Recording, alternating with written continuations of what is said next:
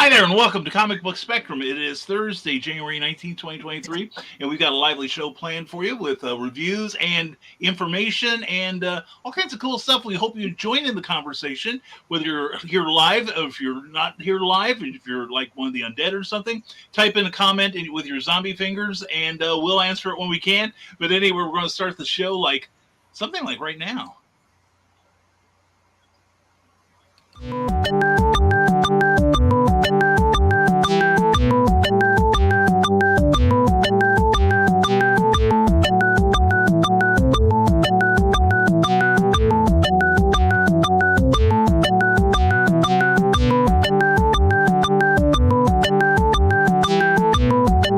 10 seconds.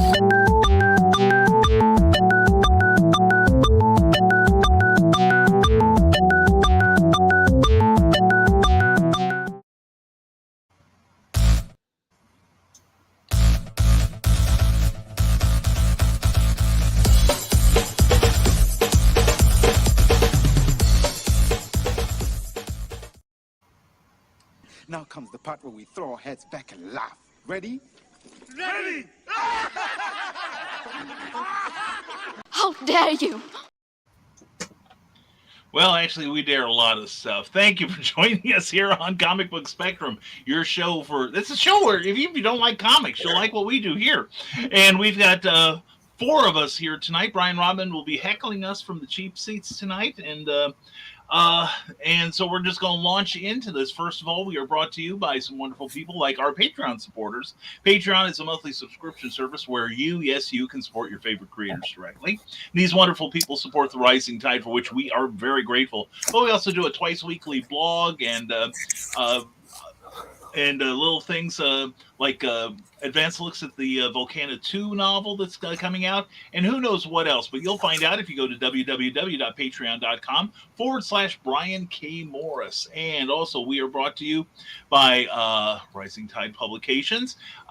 It's been announced this week we are putting out a 10th anniversary hardcover edition of Santastein, the international bestseller. So please, yay! Thank you, Yay! yay! And it only seems like 9, but anyway, we are putting that out later this year with some added goodies in there, a little bit of history to it, and you'll want to be picking it up because you want to be a Rising Tide completist. I can see it in your eyes. Anyway, stay tuned to our programming, and also check out the GoFundMe down here for Amy and John Hale, and it's moving quite along. Check out my broadcast this morning on the progress of that. And also, we want to say thank you to Plasma Fire Graphics for being here and being our sponsor. Plasma Fire Graphics, when the look of your book matters to you.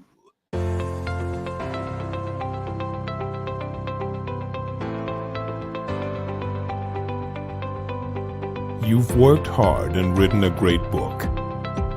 Now, it's time to give it a great cover.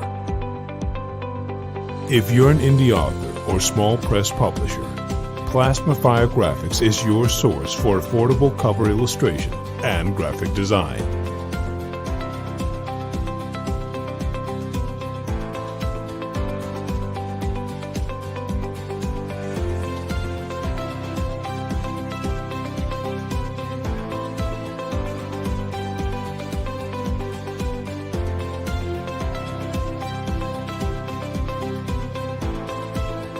Plasma Fire Graphics, when the look of your book matters to you.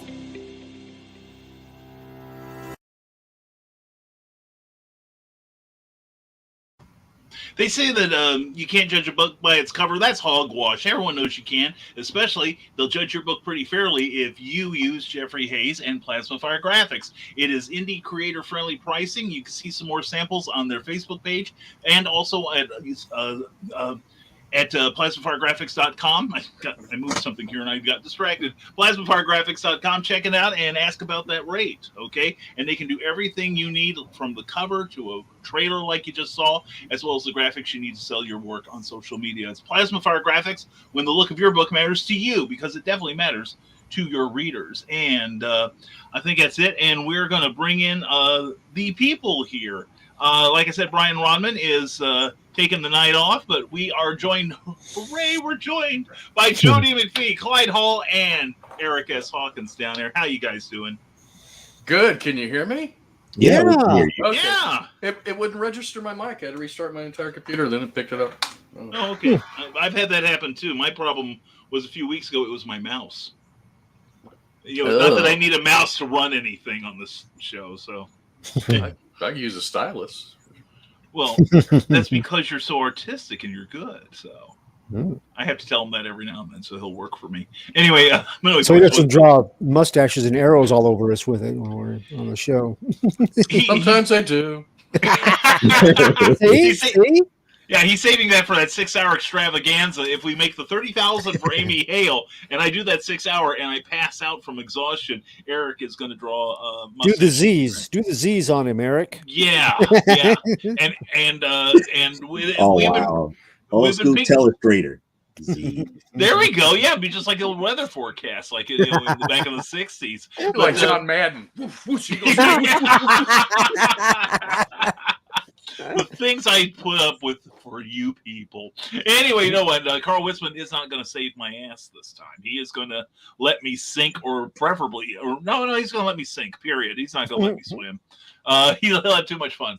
But anyway, we've got some comments before we launch into everything here.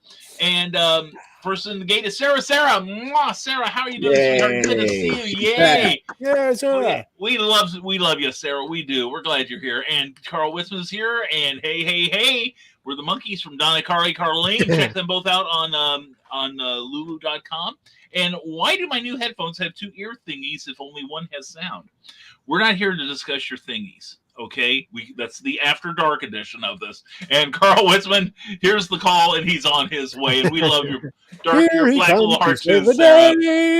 Yay! And Sarah went to Midgard Comics today. Had to get half my orders pulled because it added up fast. Yeah. Kept getting scheduled to work during the very short hours. It's open reading to do. Well, you can listen to us and you can read simultaneously. And everyone's passing them purple hearts around. And Sarah is mwah, and 5 more minutes before showtime, so glad to be here. We're glad you're here, too. And solved the headphone issue. Now to find that adapter in my collection of, oh no, Crash. The cats have been in it. I can imagine. And the Dark Mistress of the Dark Church of the Rising Tide gives you the invocation here. Don't forget to brings out the Cat of Nine Tails, says freshly conditioned. Just for us. Oh my God. That's awesome. Anyway. Freshly salted for the wounds. Oh yeah, marinated in lemon juice and the edges of a sheet of paper at the end of it. So that'll be a lot of fun, and it saves me $20 downtown. But anyway, Sarah says, please give this show a like if you're on Facebook. Give it a thumbs up if you're on YouTube, and be sure to subscribe to this because we'd love to have you back. And that sounds like me at work. Crash ran into something or someone with my cart.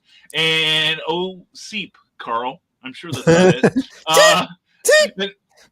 And I don't like until the show starts. I'm superstitious that way. Well, we're glad you have the habit there, though.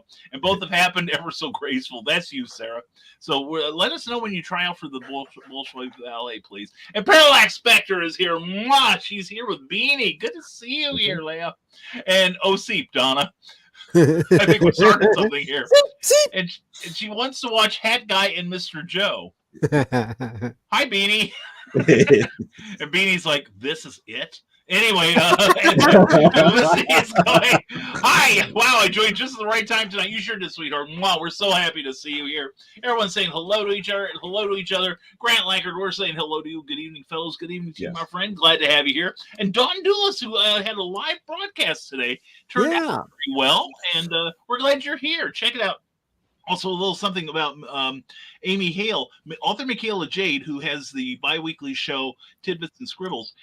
Everything you buy from her, whether it is from her website, author Michaela Jade, or her signing this week you'll find out if you check out her page, Michaela Jade's page, because I left my notes in the other room.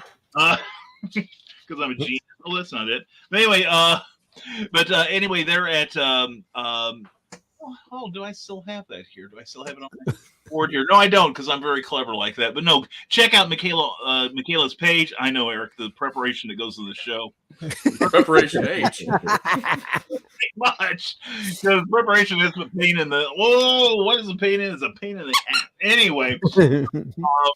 So anyway, yeah, check out Michaela's page because everything she sells, whether it's on Amazon or on her page, authormichaelaj.com, or at her signing until a week from tomorrow, all of it is going to go to John and Amy Hale, who are in desperate need of some help right now and part of our creative community. So definitely check out those scrolling stuff along the bottom there. The ticker. There we go. Yeah.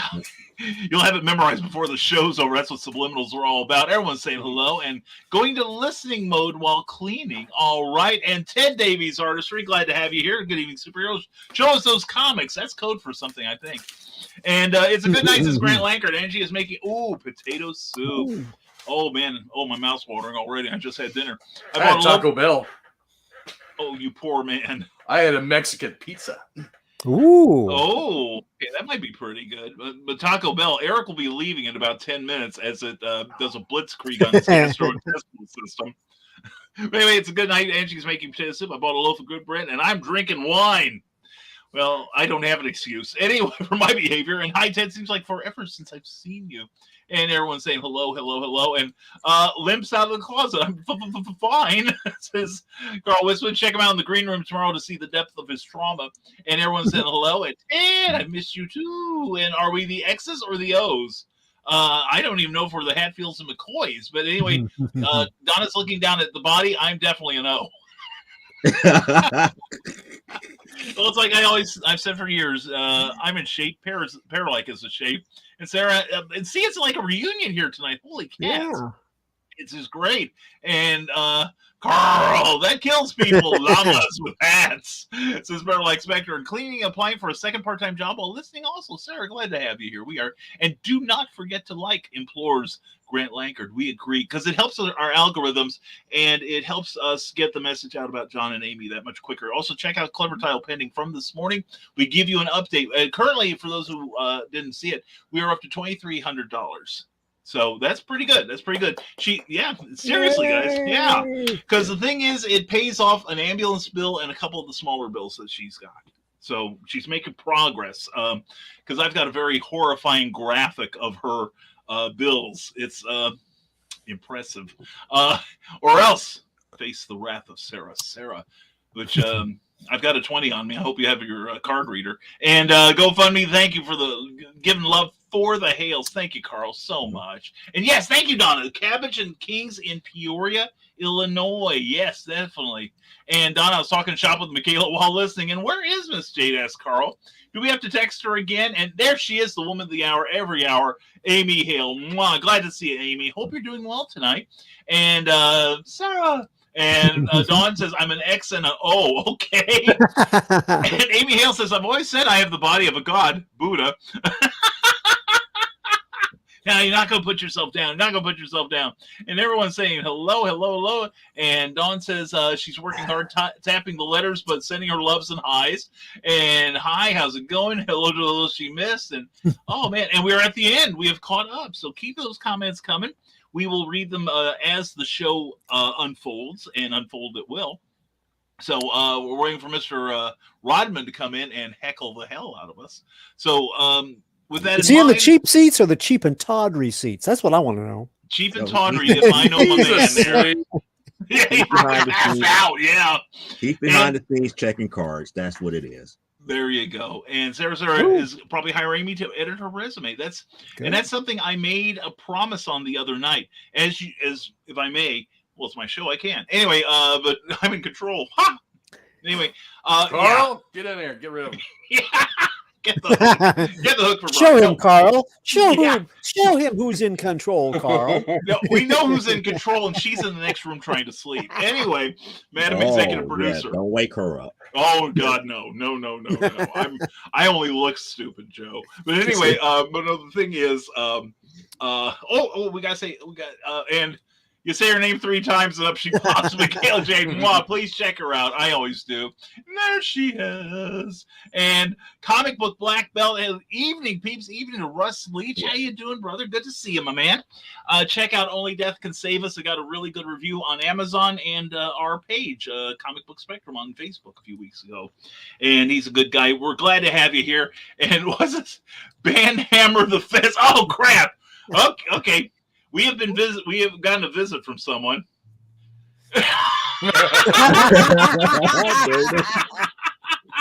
Oh my goodness! I didn't mean to go over your head, Carl. I'm sorry. Matumbo. No, not today. Who shall not pass? Anyway, thank you, Carl, for your visit. And he's like, I ain't staying with these people. I've still a good reputation. And Van Hammer the Fez, that's right. I have dignity.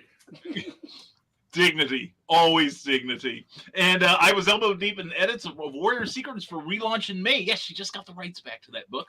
And everyone's saying hello. Hi, Donna. Thanks for the post earlier. And I thought the way you were talking, you were shoulder deep, probably. But yeah, that's a good idea. If you have work for Amy Hale, contact her, because here's the thing. Every every $1,000 that we raise at the GoFundMe, I will do an extra hour of Clever Title Pending. And if we get all 30,000, I will do a 6-hour marathon. All right. As if that weren't enough. I am also counting the money she makes offline. So if you send her some editing jobs and it comes up to 1,000, that's an extra hour of me. Well, I don't know how much incentive that is, but there it is. That's where we're at. So anyway, glad everyone's here and talking to each other. Let's launch into some reviews, shall we? Okay. Okay. Who wants to go first? I'll go first. Okay. Oh, wow. Yeah. Now I'm going to look silly afterwards. I know. It's downhill from here. Well, you should have Yeah, volunteered. this is like Bizarro. Yeah. No kidding. I stepped backwards. Yeah, the three of us just ought to leave. Nobody will stick around after this. Anyway, they'll be listening to Clyde, the gold standard, and getting the hell out of here. But anyway, Clyde, we're going to give you the spotlight here. All right. Thank you. So this week I had several things I picked up, but I haven't got to read anything except one book because we're getting ready to do the Multiverse fundraiser this weekend. And I've been having to work on I am on part of the with Ryan Permisson. I'm doing Sunday afternoon or Sunday morning at 11 o'clock. We're doing the B-list boosters for those heroes that didn't quite make a splash like you thought they should have. So I've been having to do a lot of research on the two characters that I have picked out, which I'll give you a special preview since you're tuned in tonight.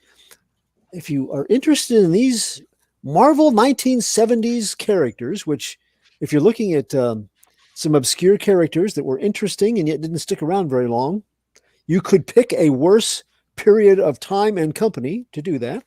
So we've got this one and this one.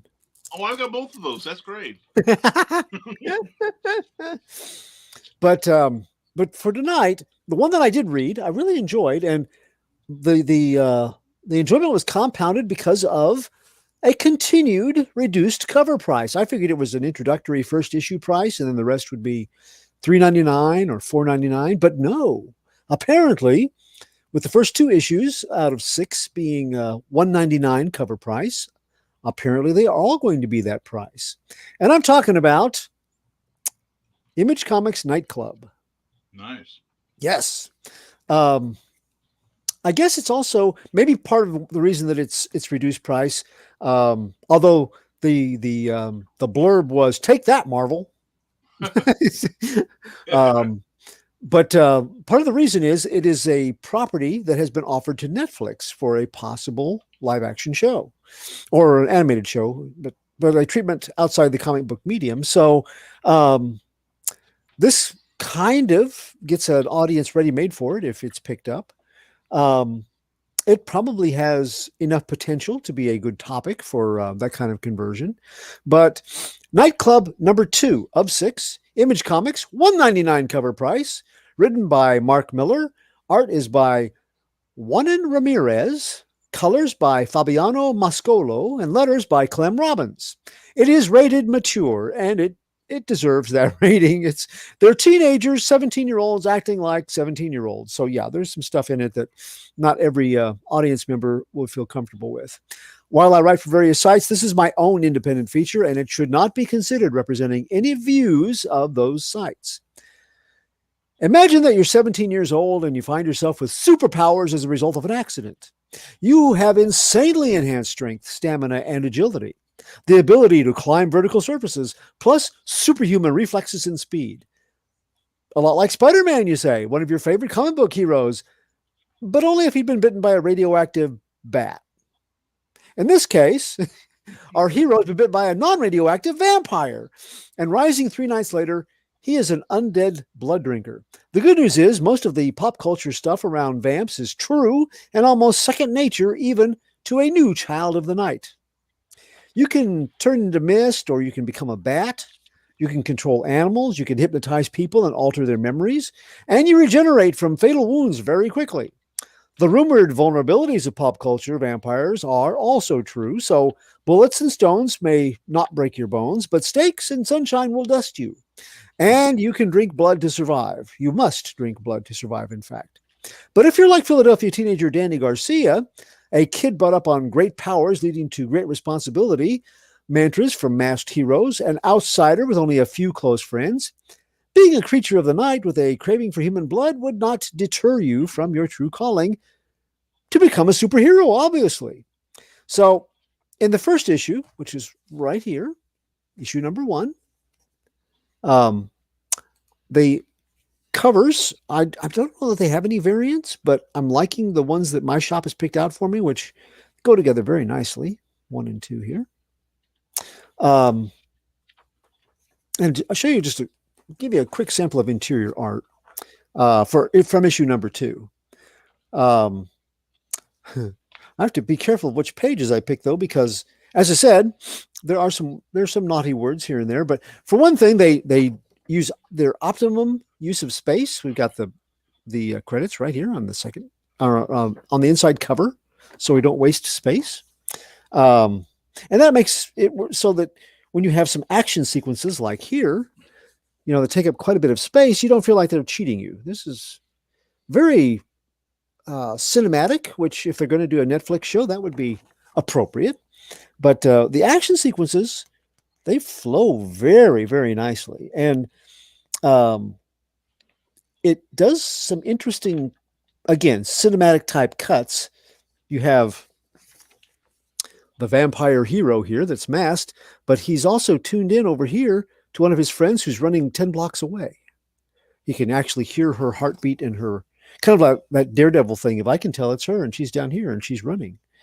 So yeah, kind of an interesting way of presenting it. And it does have a foot in the dark, foreboding world of vampires. We've got the very dark setting here because when you first wake up after 3 days and 3 nights, you don't want any sunshine to ruin your wake-up call prematurely. It's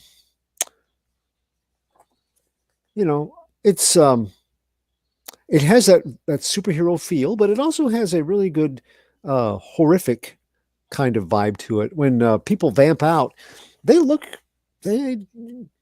tend to look pretty scary. So, and then for the next issue, it looks like we've got some undead bikers to contend with. So Wednesday. and Wednesday. Well, but if you saw going through there's not a lot of interior ads. They do the nice thing of putting them at the end. So if you want to see the ads, great. If you don't, they're not foisted upon you like some of the companies and books that we've had issues with. Yeah, not to name any direct competition to Image Comics, but yeah, something like that. So in the premiere issue, Danny and his friends, Amy and Sam, they are filming a parkour stunt by Danny that he hopes will go viral and lead to some online sponsorships. Well, instead, the young entrepreneur winds up in ICU with a broken neck, fractured spine, and he's clinging to life for a para or quadriplegic future. Until he has a midnight caller, Detective Nick Lascaris. He drops in for a bite because Nick's a vampire. He's a cop and he's a vampire, and he's picking out young recipients to share his dark gift with. He says he doesn't prey on the healthy this way, but he selects only those who have crippling physical difficulties and they're beyond the help of medical science. So basically, he's putting a band together for unknown purposes, and Danny is one of the chosen. The two spend the rest of the issue in number 1 teaching Danny learning, and Nick teaching about surviving as a vampire and using his powers and arranging it so that those who know about Danny's medical condition, like his mother and his doctors and the technicians and the nurses, they're all mesmerized into believing and reporting his injuries as minor. Danny's given a clean bill of health and permission to resume school attendance. Issue number 2 opens with Danny having cobbled together a Mystery Man costume with Amazon merchants specializing in luchador fashion and revealing his new powers to Sam and Amy. Now, he offers to share his powers with them as well, and he serves up some just desserts for school bullies who've made all their lives miserable. So, the good. Miller recalls very well the thoughts our teenage years bring on, good and bad. There's a page in the first issue where Sam is trying to comfort Amy about this ICU status and a very shaky future physically for Danny. And, he's consoling her and he wraps his arm around her and they're kind of hugging and he's going, I got an arm around her. Ooh, that's, it's a very 17-year-old kind of response. He's trying to be supportive and yet the hormones are speaking through him, and so Miller has that down very well for, he's not a young writer, so he's remembering what it was like to be 17, doing a good job. His protagonists don't think things through very far, but they do get caught up together in inspired moments and optimistic possibilities. Now, Miller has been a co-creator on titles like Kick-Ass and Kingsman. So his made a focus on Spider-Man as a comic book template for these kids. They talk about Spider-Man a lot. He's the template for their heroic aspirations. It's consistent with what has come before in what people call his Millerverse. It's definitely a part of that world. True to those Spidey vibes, bullies getting comeuppance is still just as satisfying today as it was when Pewdie Parker handed the overbearing jock Flash Thompson slices of humble pie with a side of snarky banter. We see that in the end of issue 2, where some of the bullies get a taste of what it's like to be bullied. The bad. The narrative plays pretty fast and pretty loose with details at times, which feels like the sort of thing a teen vamp would certainly do. But as those kinds of strategies usually wind up the first act of a flawed plan that quickly falls apart, Danny and his friends seem to get away with it. I would like to see them a bit more fallible. I think that'll develop as time goes on, but they do a quick fix or a quick take on something, and it just falls right into place the way they expected. It's realistic for 17-year-olds to do that. It's more realistic for it to fall apart in implementing their plans, and then having to if they can quickly rebound from it, that's cool. But a lot of times, when we're younger, we stand there with the shattered remains of our major award around us going, oh, that didn't really turn out right. So I would kind of like to see that in future issues. Hypnotism can explain some of that, but it's not specified or fleshed out. And it feels like, because the plot requires it, don't examine this too closely moments.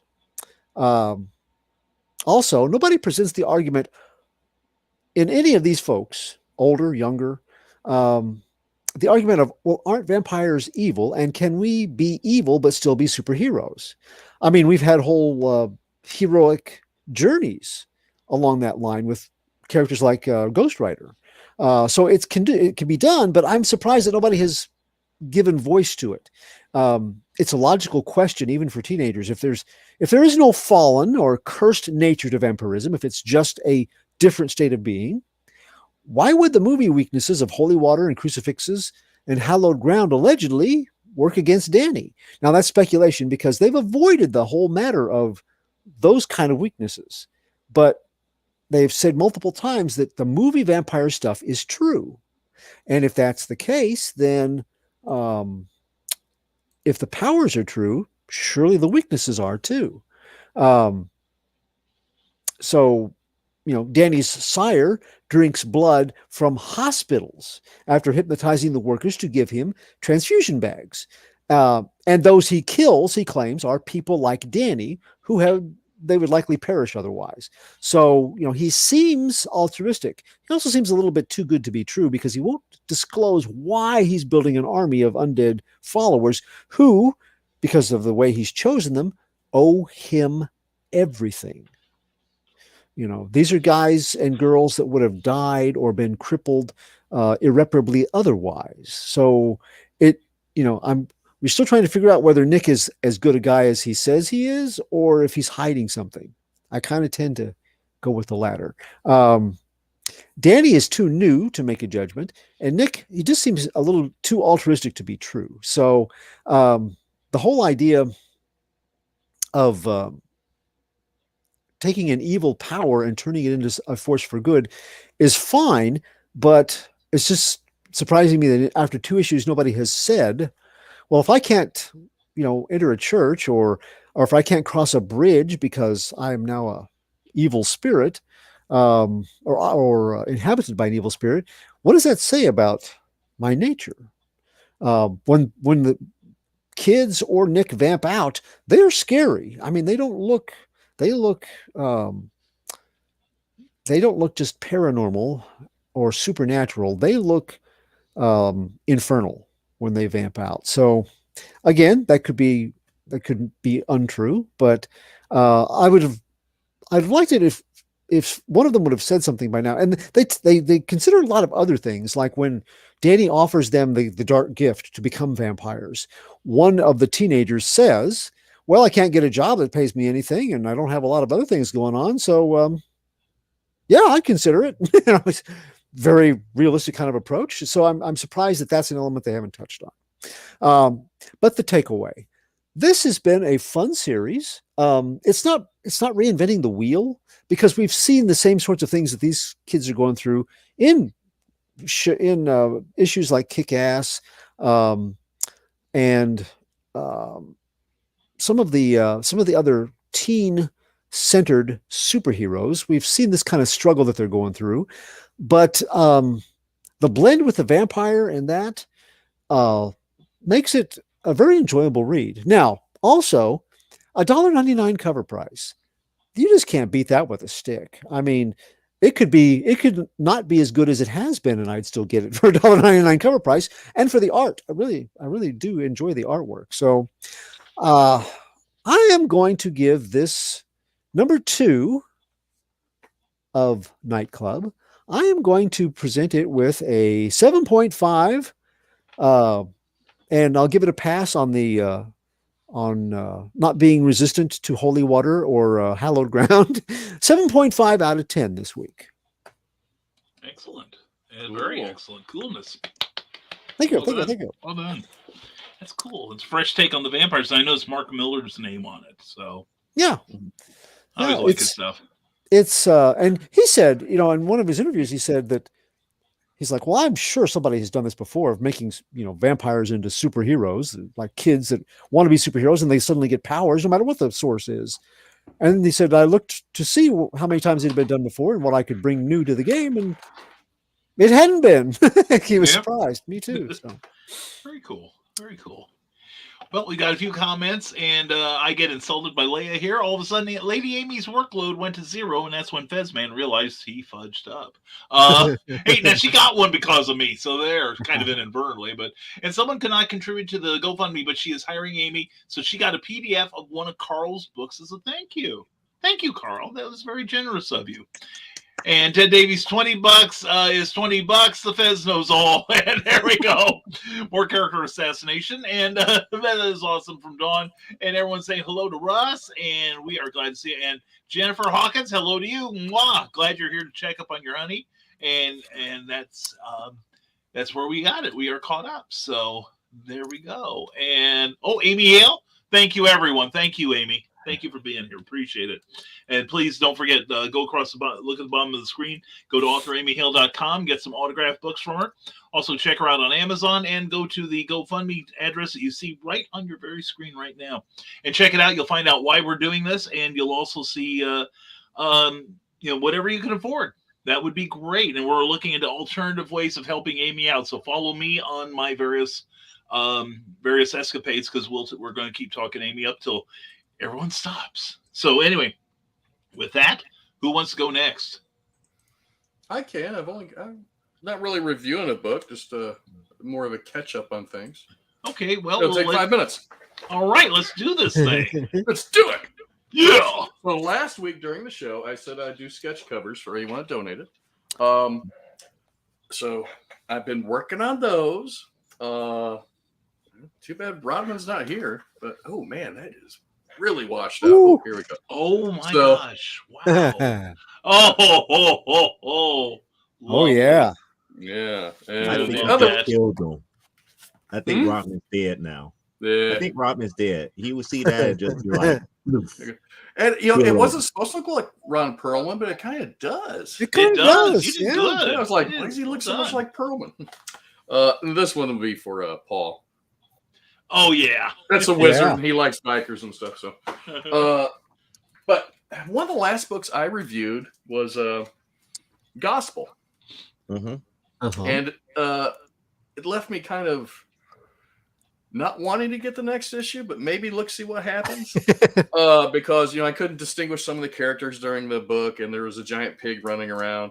And then it ended like in the future, like modern times, and I didn't know what was going on. But when I was at the shop, I saw the 2 newest issues, and I picked them up because I got even more confused. I haven't read them yet, but I will review these next week because Spawn's on the cover of one of them. No, it's not just a cover blurb with a character that's not in the interior, is it? Ooh, I haven't even opened it up yet. No, I don't think he's in the book. I think because again, I think they just recently did a whole celebration of Spawn where he crossed over to both DC and Image books. Yeah, I think you're right. Well, there's a goat dude. Well, son of a gun. Okay, I'm not as confused, but now looking through it, I'm more confused about other things. Okay, so I'll review those next week. And real quick, since Carl popped in here, I wanted to show something about Carl here. We got a page right there. Nope, right. No, it's the other page. Yeah, there. Look, there you go. It's Carl. Yeah, that's him. Oh, hey, Carl. Hey, look, that's Clyde. Yeah, that is Clyde.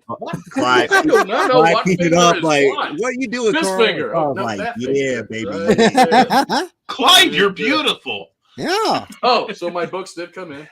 Yay! You guys are in for a treat. Seriously, they're beautiful. They're great.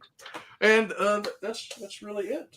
Yeah, I'll review Gospel next week, but I'm just confused with it. The last 2 issues I buy, I'm sure. Yeah. Donna. Well, thank you very much, Eric.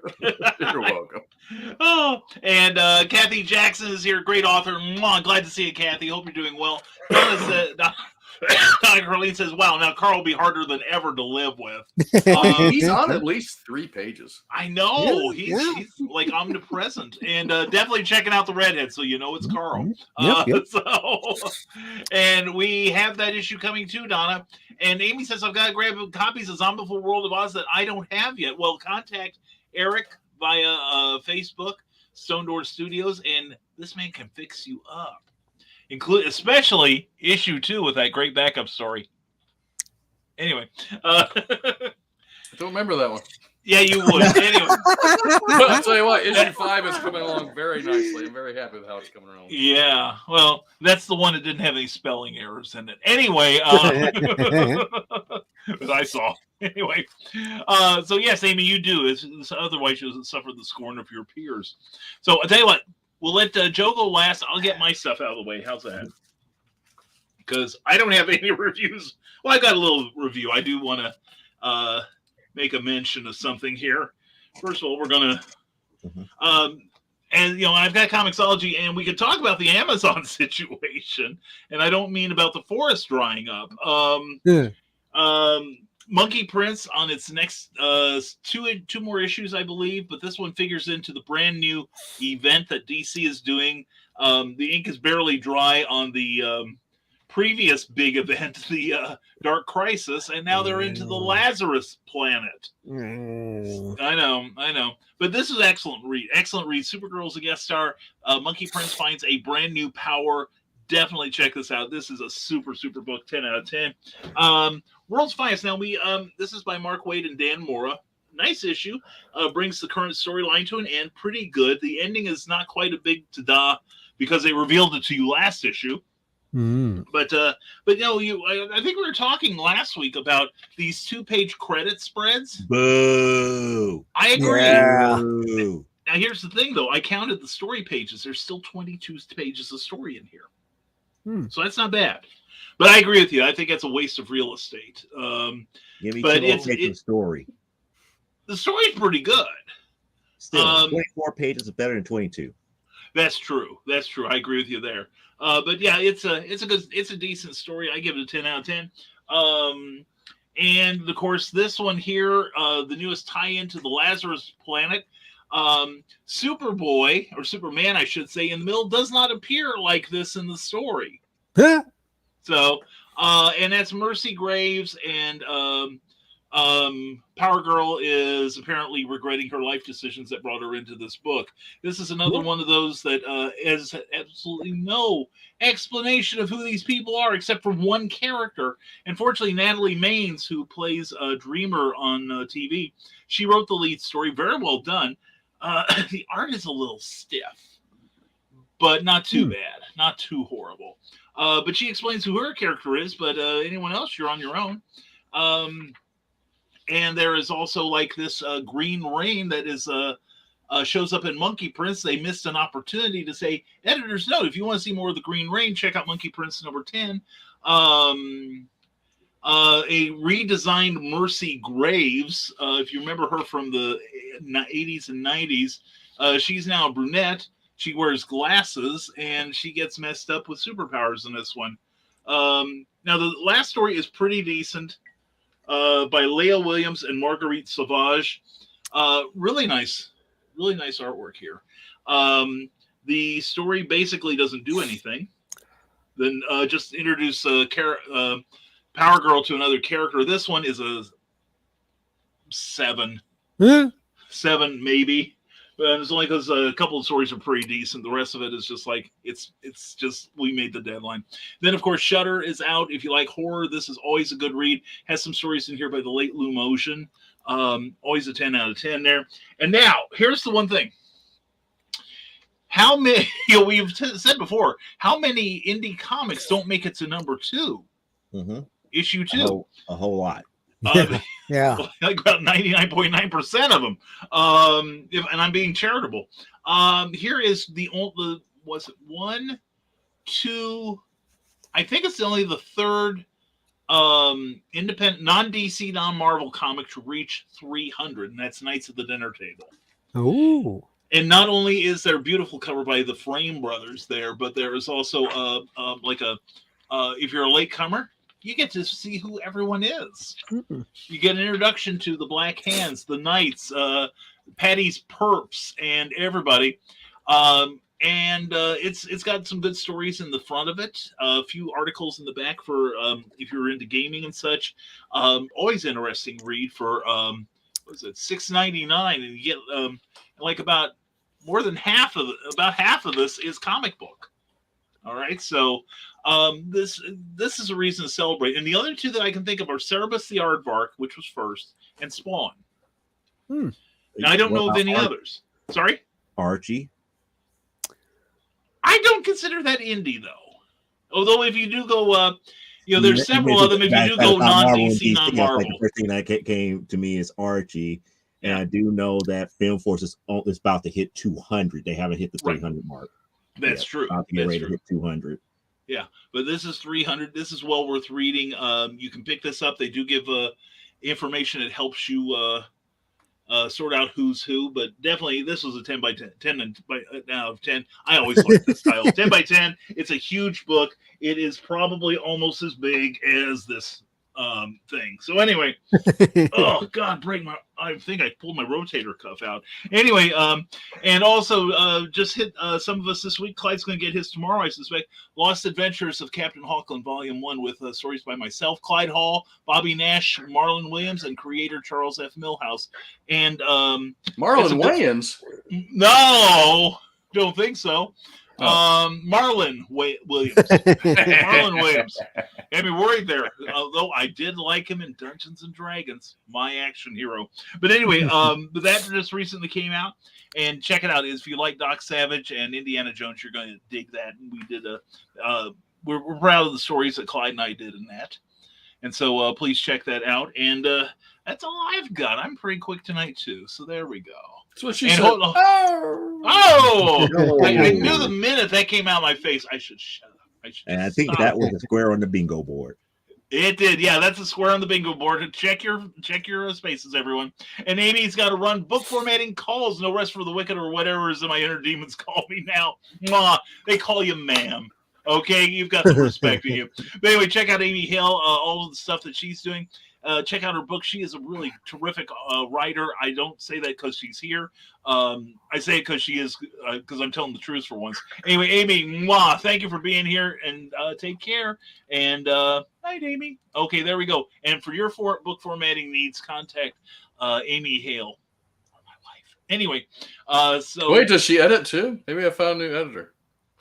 She does not. You are stuck with the old one, and I do mean old. But anyway, let's see. Oh, and Dawn Dula says, night, Amy. So happy you were on the move. Oh, that sounds ominous. Anyway, so there's that. And now we come to Joe D. McFee. Yay. Yay. So take tonight's gold standard. That's right. Now the gold standard. Well, it's not tonight's gold standard. It's tonight's double feature. Why? Because Comic Book Phone is back up and running, and because of you beautiful people out there in the chat, you know who you created a tie. Therefore, I don't really have a real tiebreaker per se, so we have to do two. Count them, 2 reviews in one. And lo and behold, we have our review books right here. So we have Strange number 4, as well as Asap the Barb number 1. Which one is liked? Which one is going to be disliked? One could only know. As we shuffle it around, we're actually going to start with Strange number 4. And why are we starting with Strange number 4? Strange number 4, I'm going to happily give a subtitle. Guess who's coming to dinner? And the reason why is because the cover pretty much kind of give you an idea of what to expect here. So Strange number 4, let me give a little bit of credit information here. Story by Jed McKay, penciled by Marcelo Ferreira, ink by Roberto Paggi, and colored by Java Tagula. And pretty much the cover is done by Lee Garbett for this particular one here. Now, if you've been keeping up, and I know it's been a while because we're in a new year. Yeah, it's been a while since we used Comic Book Phone. It's been a couple of weeks here. We went through issue number 3. I believe issue number 3, we had resolved the whole thing about what happened to that one mystical shopping center and everything, and how Clea went in and pretty much created havoc for those individuals. And then we have like the main big bad show up at the very end, and we're coming into issue number 4. Now, the cover gives you kind of an indication that, oh, there's another sorceress out there. I wonder who she is. So without further ado, we get right into the story because it gives you the information right there. And you have Clay, and Juan pretty much conversating. She's looking at herself in the mirror and everything. And then all of a sudden a portal opens and boom, here comes this long-winded introduction of this one sorceress who happens to be Clea's mother, aka Umar. Hence why the cover is significant. So she comes for a visit. So she's going for a visit, and it's kind of like out of the blue and everything. And you know how Clay is. Clay is not one for subtleties, and she's not one for, how can I say, pleasantries, especially unwelcome pleasantries and everything. But it is her mom, and her mom is very powerful and whatnot. So she kind of puts on airs and everything to that magnitude. And while all of this is going on, the faction that she went in and pretty much wreaked havoc on and pretty much ripped them a new butthole, finally, the parts on the Sanctum Sanctorum and everything, and they're outside and they're about to get ready to kind of pretty much come in and try to ransack the Sanctum. So while they're having a somewhat decent meal, pretty much, mother-daughter time and everything, and she's there and she's up here. It's like, well, I kind of, paying a visit. It's like normally I would come here, talk some real, smack about you and this, that, and the other. But this time around, I really came back by to really tell you how proud that I am of you ever since you became Sorcerer Supreme. And it caught Claire off guard because, like I said, she's normally like, you're never going to be good enough. You're never powerful enough. You're not doing this right. You're not doing that right. And now all of a sudden, it's like mom is just full of glowing. It's just full of glowing, compliments and everything to that magnitude and everything. And in the back of her mind, she's kind of like, well, where's all this coming from? And pretty much she's like, well, it's not that I'm just trying to butter you up and everything like that. It's like, but Clay in the back of her mind is like, something's not right here. What is really going on with her mom? Because it's like her mom is either just as or more powerful than Clea. So while all of this is going on, they're having their conversation. The entity that was, I believe, was number 0 and everything gets fired into the Sanctum Sanctorum as the rest of the group is about to get ready to attack. They're having their mother-daughter moment, which is about to get ready to get heated when he enters in the sanctum, and pretty much wrong time to do that. Now you got both of them immediately pissed off. Now, the reason I say you got both of them immediately pissed off and it's not a good thing, you have to understand that both of them are warlords. They don't really have, if I could say, it's like if you interrupt them rudely, 9 times out of 10 is going to be your head. When you do something like this, somebody's about to get ready to die. So with that being stated, and number 0 breaks in and everything, the rest of the troops come in. Pretty much it's just big old fight time. So Clea and her mother pretty much fights off all of these different people, and then all of a sudden now we got this other shadow figure coming into the fight and whatnot, and pretty much was taking the fight to both of them. And they're trying to figure out, well, how did he get in the middle of all of this? Now, mind you, I'm skipping all the ads. I'm not going to talk about the ads, even though to me, I'm not going to, like I said, double feature, not going to worry about how the ads break up the scenes incorrectly again, but that's a whole different story. So pretty much now we pretty much have the main big bad, other than what we thought was going to be the main big bad, which is number 0.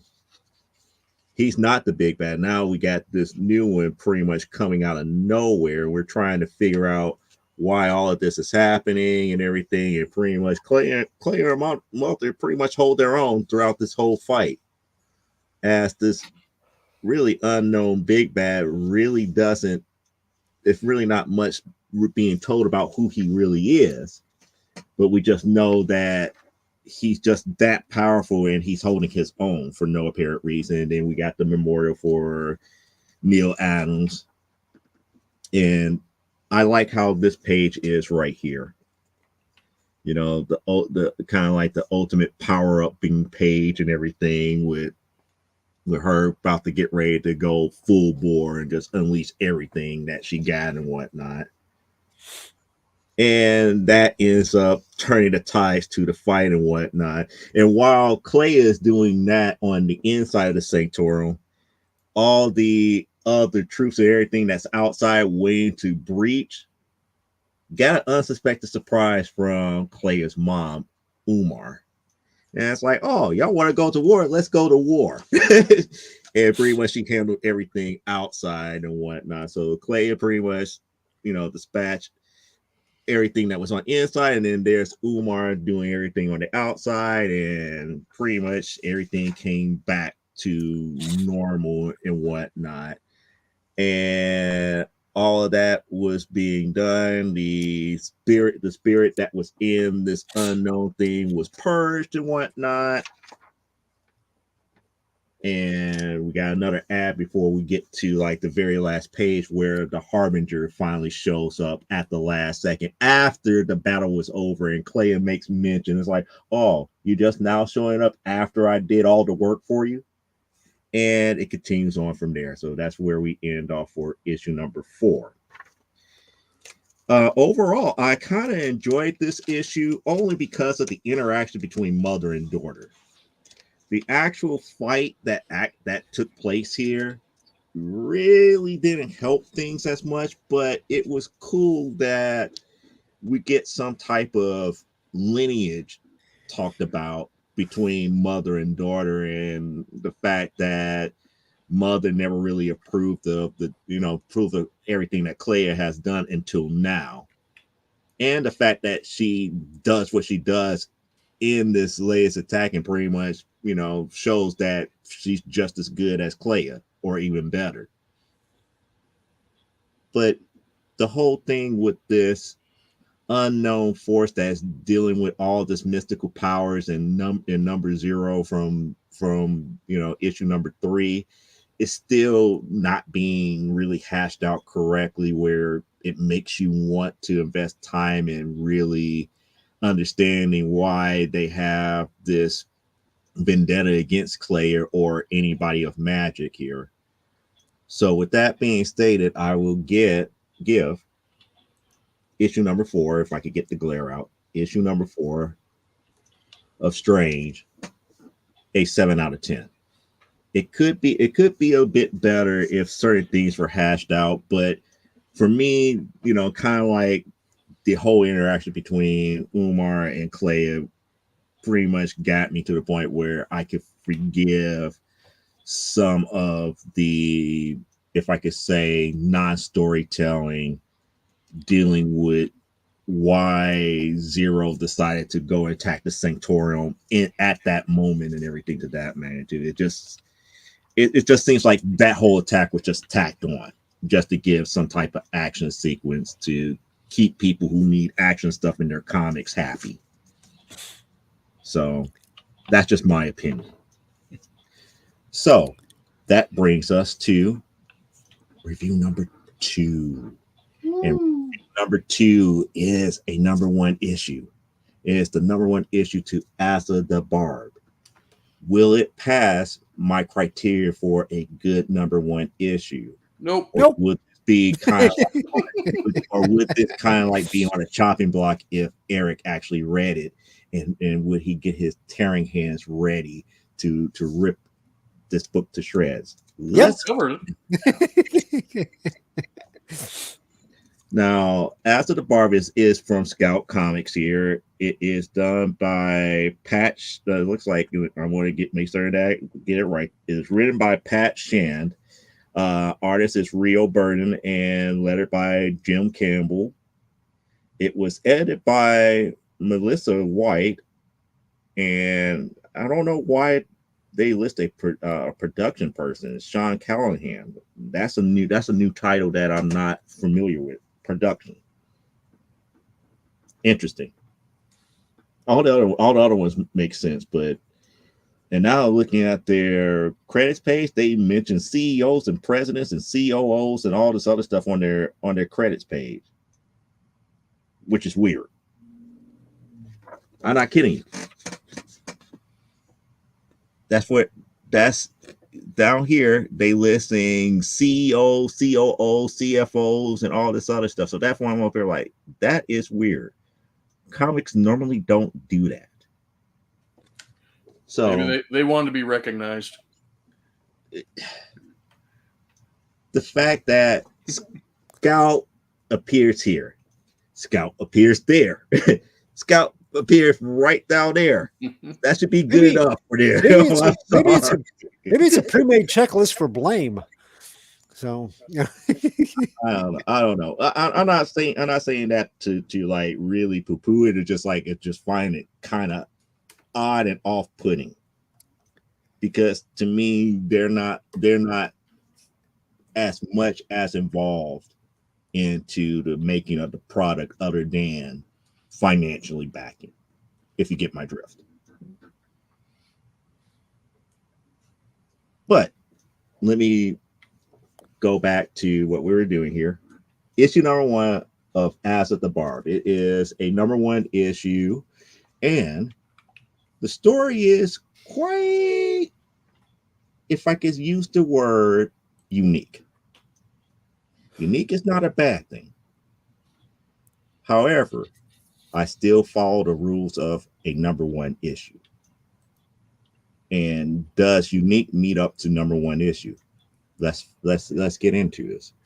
So we start off with this one scene, which seems like it's kind of like an astral plane, and you kind of get the feeling of it's like now we're dealing with some type of spirituality or some type of God and everything, because you notice that we have like the bones of some type of animal, and then all of a sudden it forms itself, and next thing you know, it's like, show me the path, and then it looks onto the universe, and then it starts to drink and everything, and then it starts seeing this one individual and everything, and it takes interest of this one individual, which I was like, that's interesting within itself. Where are they going with this? So after we see that, we get into the main character, Asa. So pretty much we see her waking up to some dude, and everything. And she pretty much does the whole booty call type deal. It's like, get up and get out type deal, yada yada yada. It's like, it is what it is. Don't make too much of it. I got places to be. You can't stay here type deal. I got things to do. And pretty much it's like, he's trying to like, get a little something extra to remember. And she pretty much like, nope, you got to go. Got things to do. Bye.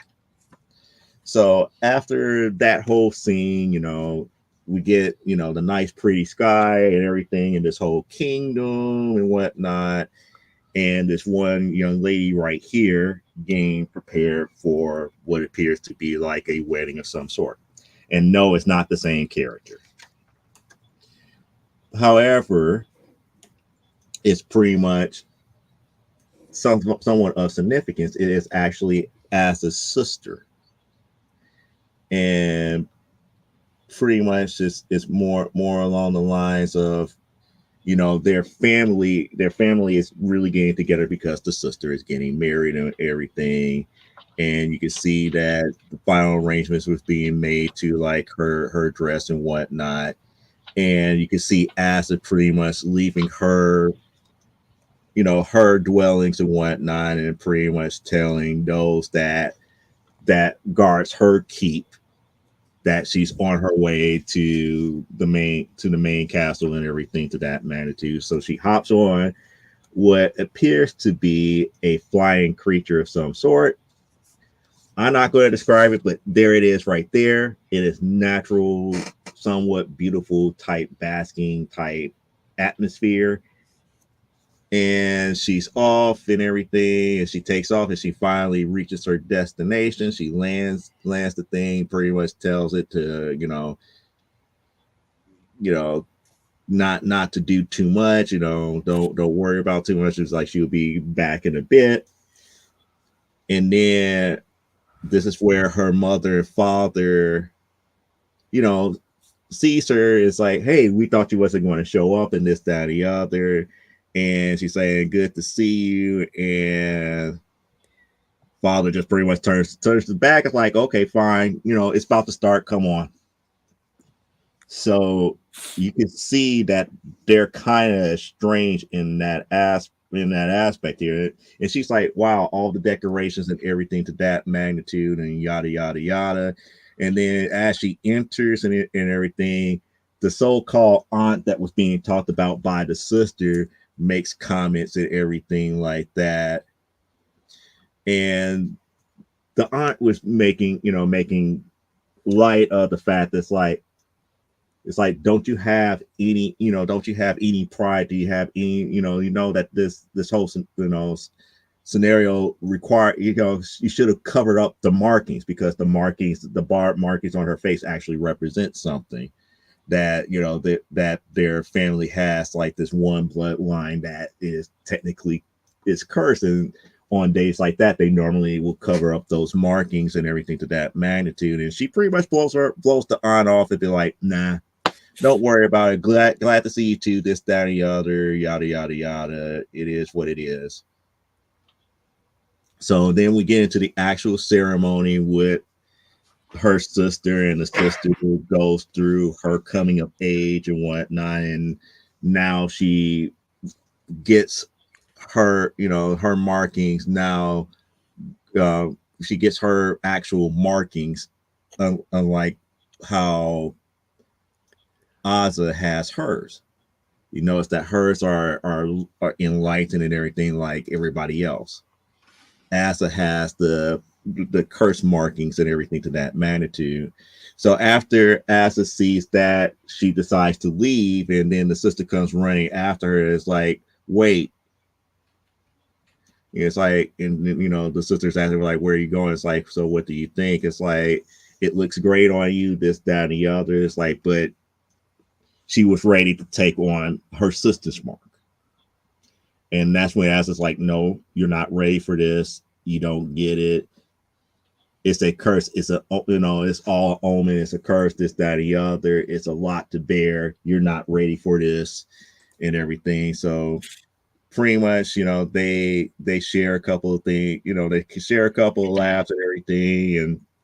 And, Asa tells her, it's like, hey, don't let the aunt get on her and this, that, and the other. And it's like, okay, I will. And then she takes back off to her keep. And as she gets back to her keep, there's this one light that's on in her keep. And she's seems kind of like taken aback by it and everything. And then the next thing you know, she comes in, sword in hand, ready to fight. And then next thing you know, she's like, oh no, it's like those who are guarding, who's guarding my keep have fallen, this, that, and the other. So she tries to cut her way through into it.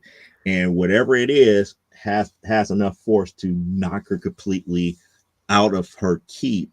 And she falls several stories. It hits the ground and whatnot.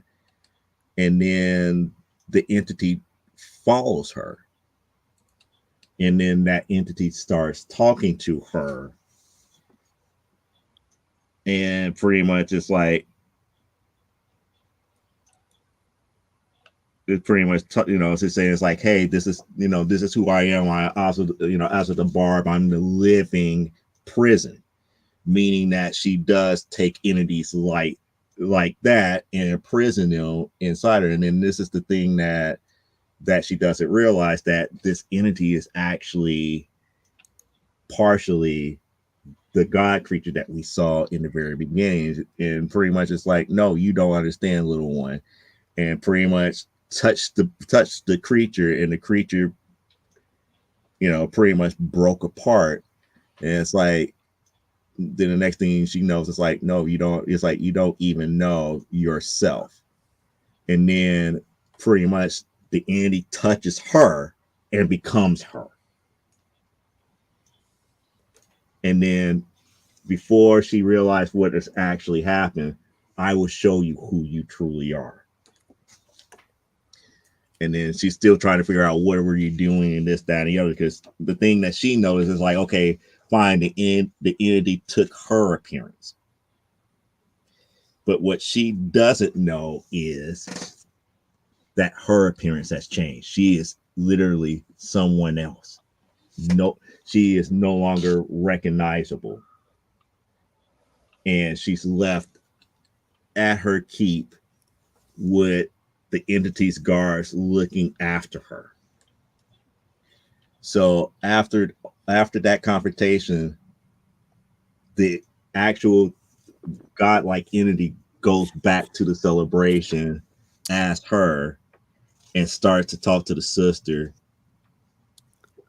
And the sister asks, like, well, I wasn't expecting you to come back. And then the response is, life is too short,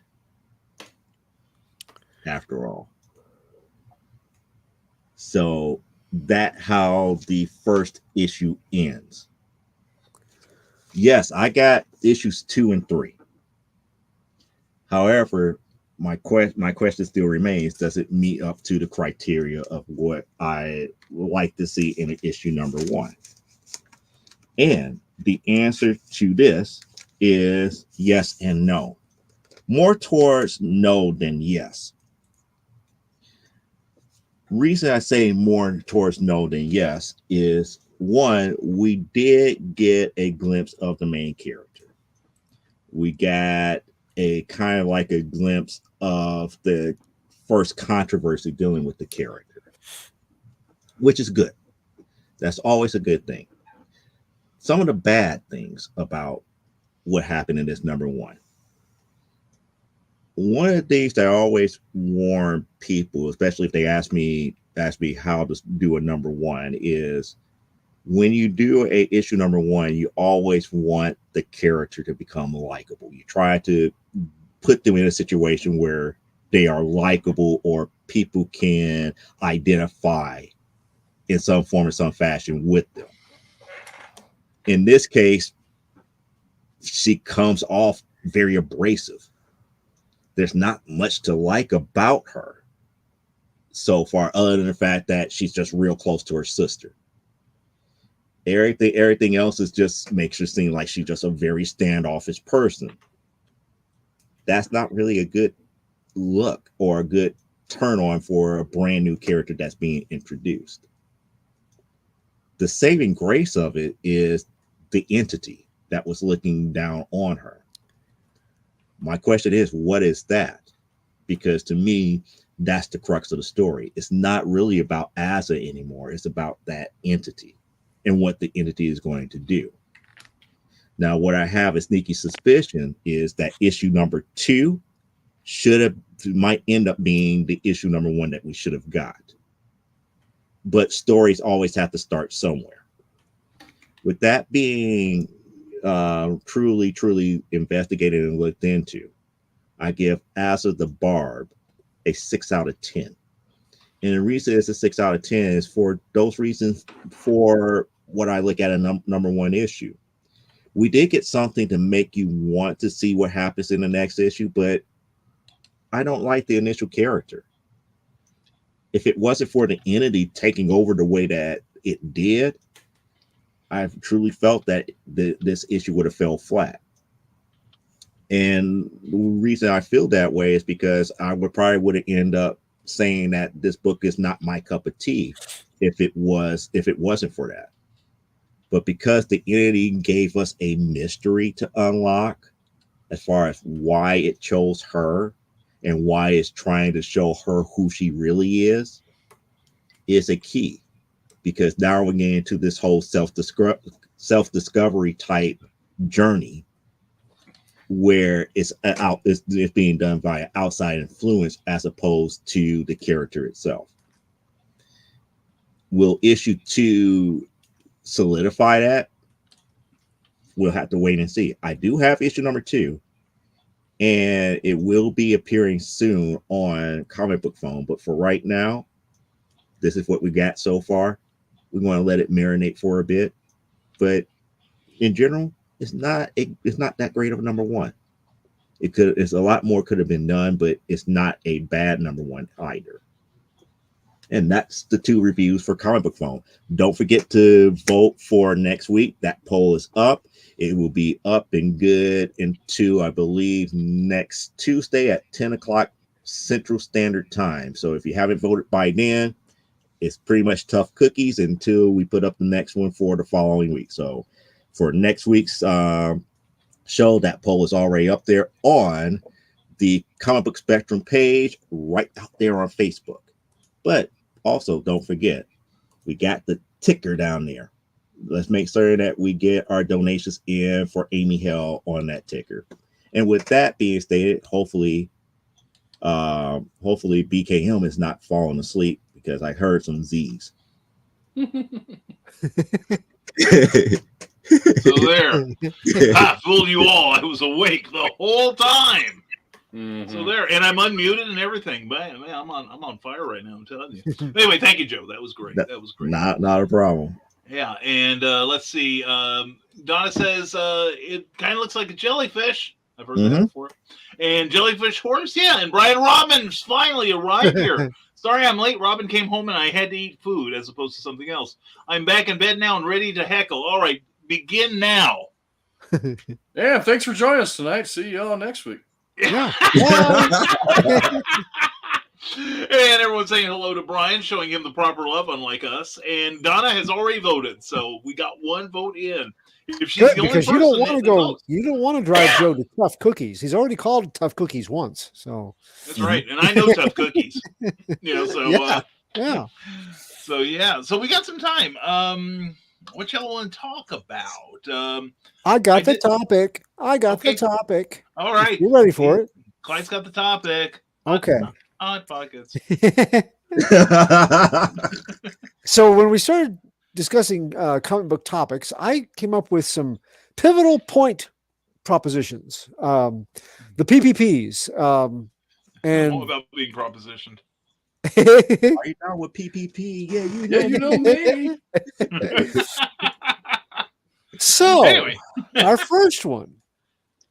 I'd be curious as you guys and then people in the audience too. So pivotal points in history, or in continuity, or things like that are always fascinating to me. That one, turn not taken. The whole multiverse is kind of based on that idea. So you can make, let's say in this case, you could make one change at a pivotal point in the comic book history. In this case, a change in the history of the industry and or the medium itself. What real life industry moment would you change and why? For example, maybe you would say that you'd arrange it so that Kirby was recognized for all of his contribution and given a better contract, and he never left Marvel to go to work for DC in the 70s. That might be the kind of thing that you'd like to see and why, but that's just an example. So what do you think? That was one of my thoughts about Kirby. Staying at Marvel, and what would he work on after that? Because I don't see him staying at. Because at the time he left, he was doing the Fantastic Four, Thor, and the Inhumans in Amazing Adventures, and one other, like another half book. Kazar. That was it, Kazar. I would see him keeping the Inhumans, leaving the FF, possibly Thor. Now, I have read interviews where Kirby said he was going to introduce the New Gods characters there if he stayed. Mm-hmm. Heard that too, yeah. Yeah, but I could see him staying on Thor and maybe making the Inhumans, give them their own book. That would be my guess. But actually, it gave me another one. I'll let everyone else talk, but I've got another thing in mind. Another pivotal event that I'm probably the only person that would think of it. Okay. That's dangerous. Joe, you had thoughts. I saw them. They're written across. I have several thoughts across many different spectrums. Things that I would change, I would make certain that the Wonder Woman timeline stayed consistent to Marston's original idea. Again, Sensation Comics would have never became a romance comic. Diana would have never lost her powers. All of these were editing changes after Marston left DC. Right. And more bondage. No, not really bondage, but more of the whole aspect of searching for the truth. Mm-hmm. The reason why Through bondage. Well, yeah, he tried to find it through bondage again, but again, this is the guy that believed in, really was searching for the truth and really perfected the polygraph. So, mm-hmm. Yeah, you know, you have to look at it that way. But you know, his aspect of the weirdness with Wonder Woman and everything to that magnitude, he would have never got ousted from doing like All-Star Comics and Justice League. You know, he brought a different dimension through that character, and it just really would have been nice if people would have just allowed him to do what he needed to do to bring that character further. Not to say that other people didn't do the character justice. I mean, what Perez did with Wonder Woman, excellent stuff. Some of the things that John Byrne brought to the table, same thing. Agreed. You know, it seems like people brought certain things to the table, but I think that what they would have brought to the table would have been a lot more if Marston's vision was not derailed so early in Wonder Woman's time, you know, lifespan. Right. Okay. Well, Eric, what do you think? I had one character-wise, but I'm gonna go with something else because it just popped in my head. If I'm just going to focus on this one aspect. If the media had never got involved with the death of Superman and would have gotten all blown out of proportion, would that have stayed off the speculator market for a decade or two? Ooh, that's an excellent idea. Yes. Because it really hadn't really taken effect too much until then. That's when it got real bad. Caught fire, didn't it? That was the kerosene on the match flame. As when all these normies came in. Yeah. Started buying comics. Damn civilians. Yeah. Keep them out of my shop. That's right. That's right. So what would you have? I don't know about that, because I look at it a little bit differently, because I blame the media for the death of the newsstand. Mm-hmm. Mm-hmm. Because if it wasn't for the death of the newsstand, there would not be speculation the way that we have it today. Probably true. Because comic would be more rarely available and not relegated to only brick and mortar comic book stores. Right. I agree. That's a good point. Now, from the cheap and Todd receipts, Brian Rodman says, Yes. take this as it's a wonderful life kind of situation to make us better appreciate what we have, explore what the industry would be like if Image Comics had never happened. Ooh. That's a very good point. I would think that creators' rights would be not quite as in the forefront, or they'd be like they are right now. As a very back burner as far as publisher importance. Brian, that's a great question. I would think, it would have to start with, the company's not selling that many books, which would have fed into the speculator boom at the time. So yeah, I think we wouldn't have seen like a whole bunch of the personality type of comics, the ones that sell mostly, from the strength of a name, like a John Byrne or a Mike Mignola. Forgive me, Brian. That they might be more character driven than they were back then. I think we would have seen probably a lot less of the speculators in the industry at the time. I mean, not to eliminate them completely, because they've been around since the 70s. Mm-hmm. Right. But I think we would not probably have had the comic creator as rock star persona. And it should Levi commercials. Yeah. Mr. I was thinking the same thing. Yeah. I got a different point of view on that question. Yeah.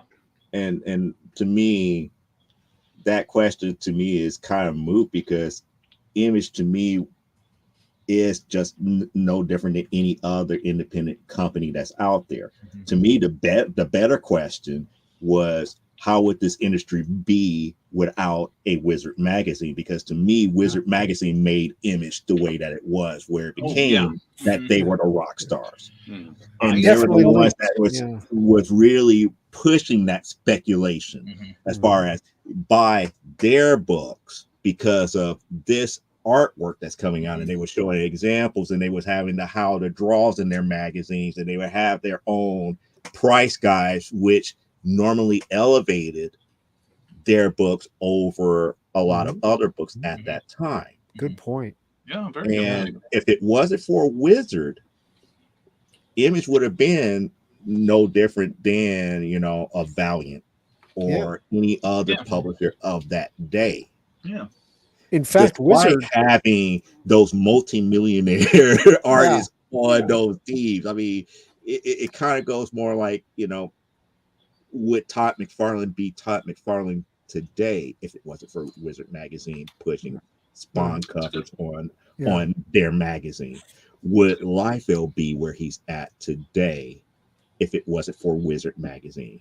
Same thing with Jim Lee. Yeah, where is that exactly? We need to know. That's the reason why I kind of like, to me, it's not really Image, the publishing company per se. Now, what eventually came with Image after that 90s decades was a very beautiful thing, because they were founded on creator rights because of what all of those artists been through with the big two. And they saw a problem that was there. However, by them doing what they did, if it wasn't for Wizard magazine really speccing their books the way that they were, a lot of us would maybe not have paid as much attention to a lot of those books. I still believe Spawn would have survived. I think Youngblood would have died. Yeah.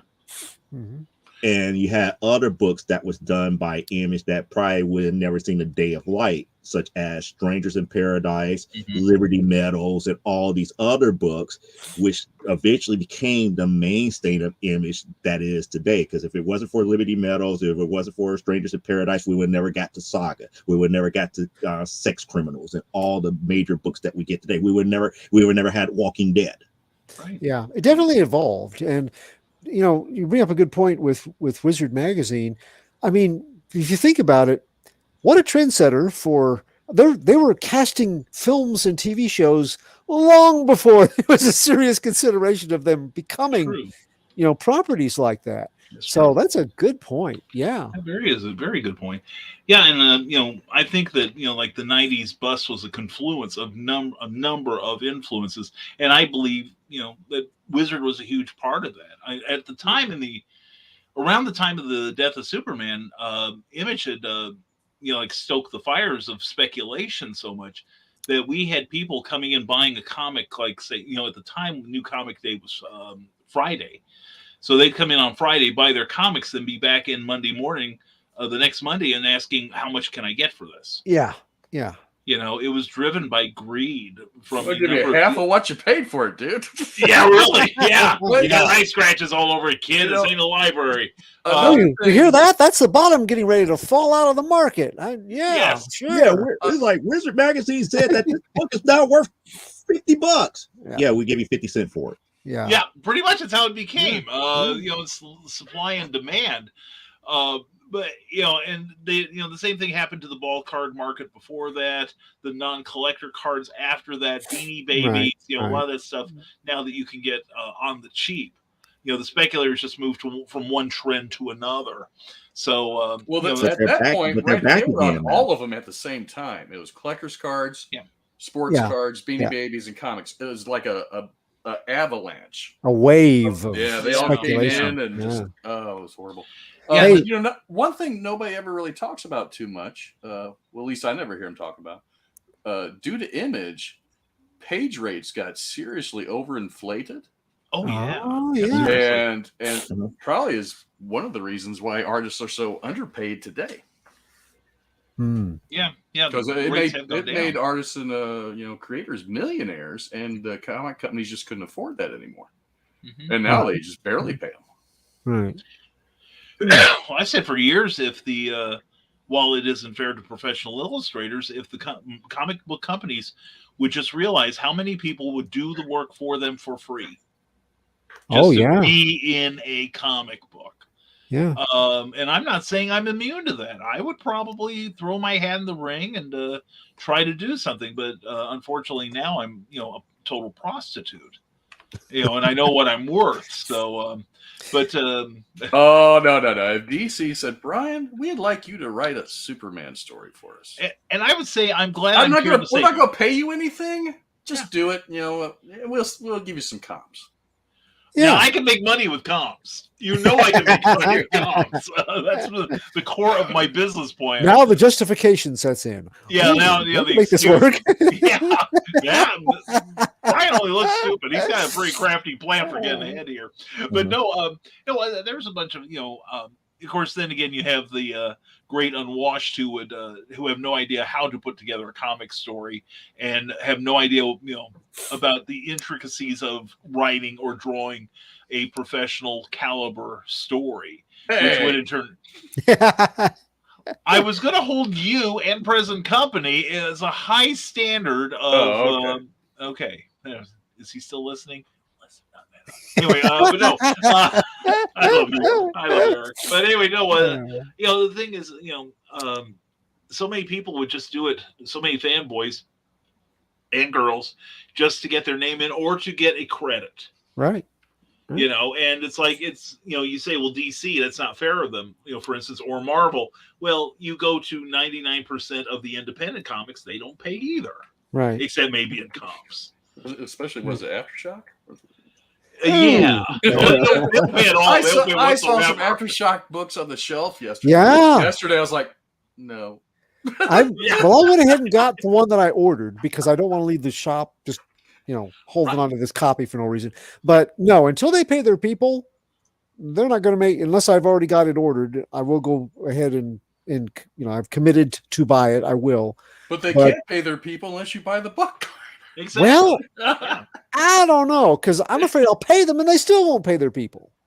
That's true. true. They have it anyway. So that is true, Clyde. That is very true. That could be a possibility. Now, if I see that they're making effort to pay their people, I'll continue to support. But until then, I just, in good conscience, I really can't. But I thought the same thing because there's one in my pull box, and I'm like, okay, I'll take it. But it looked interesting too. The one I saw on the shelf, I was like, I just can't. Yeah. Especially if it ends on a cliffhanger. Yeah. But Brian asks a good secondary type question too. Yes. He's like, what would it be like if there was no image?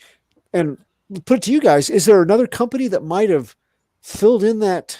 Was it the right time for an image kind of company? And when some of the companies that maybe no longer exist have stepped into that role or not?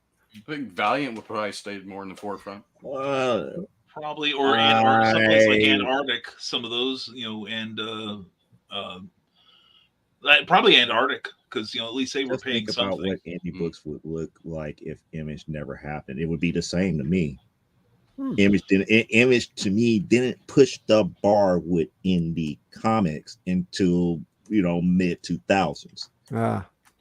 And and again, my question back to Brian is, if we really going to go there,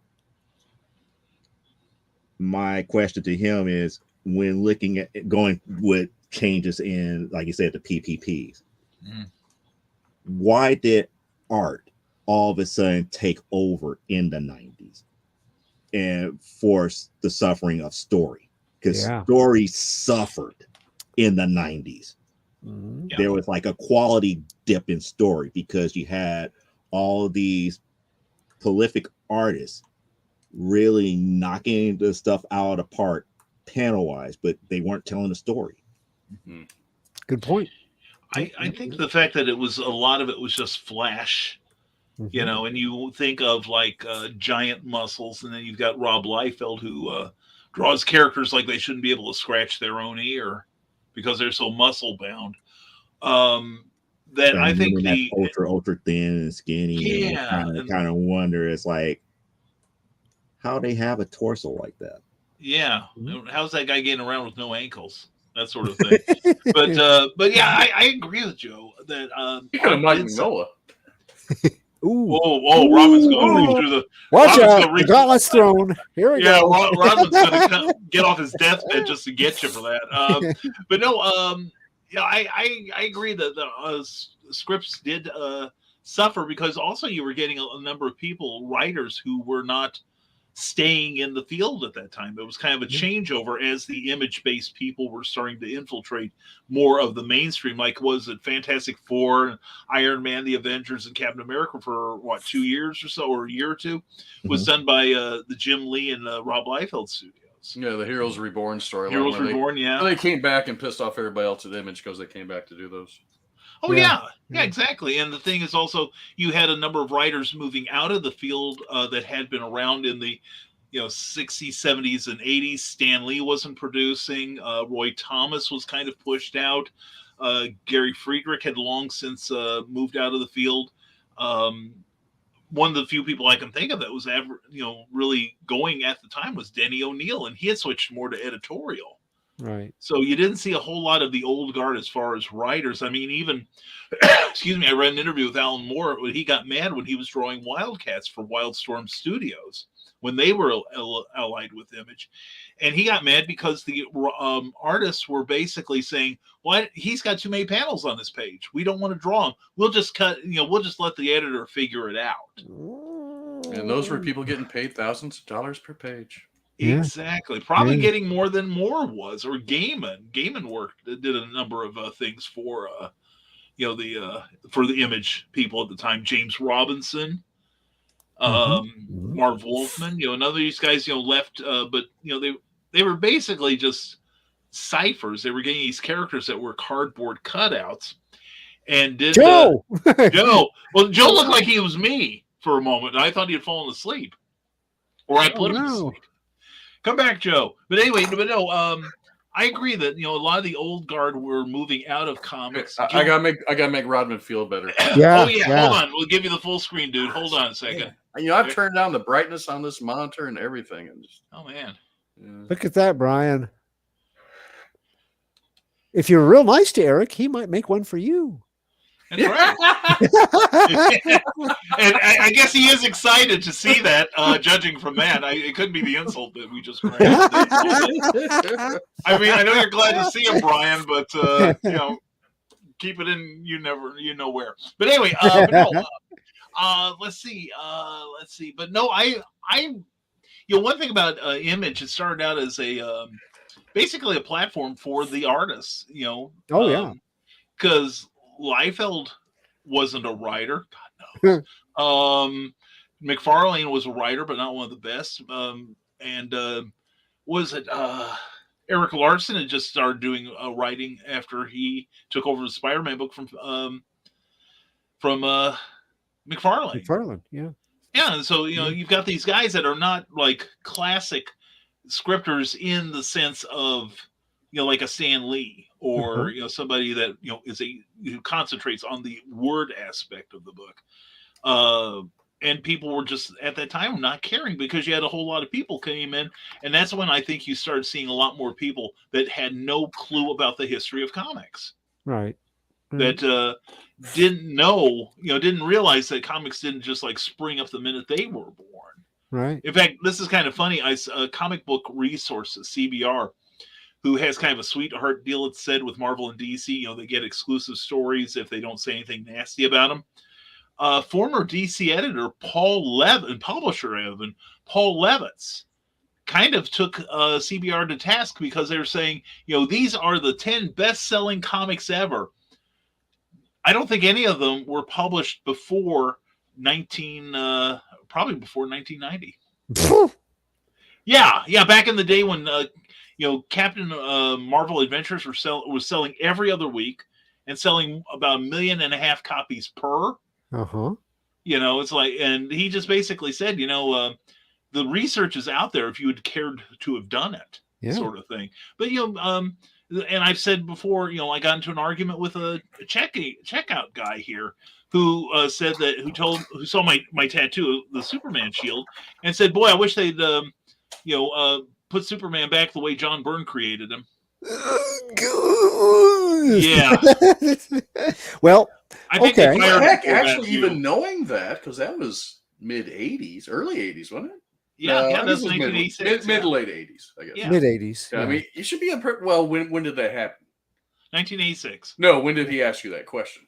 Or about 7 years ago. Okay, so him knowing some '80s history is pretty impressive, though. Yeah, but knowing it incorrectly does give him some demerit in my book. It's like I know the alphabet, but not the order they come in. Well, the problem is, call me an elitist, call me what you will.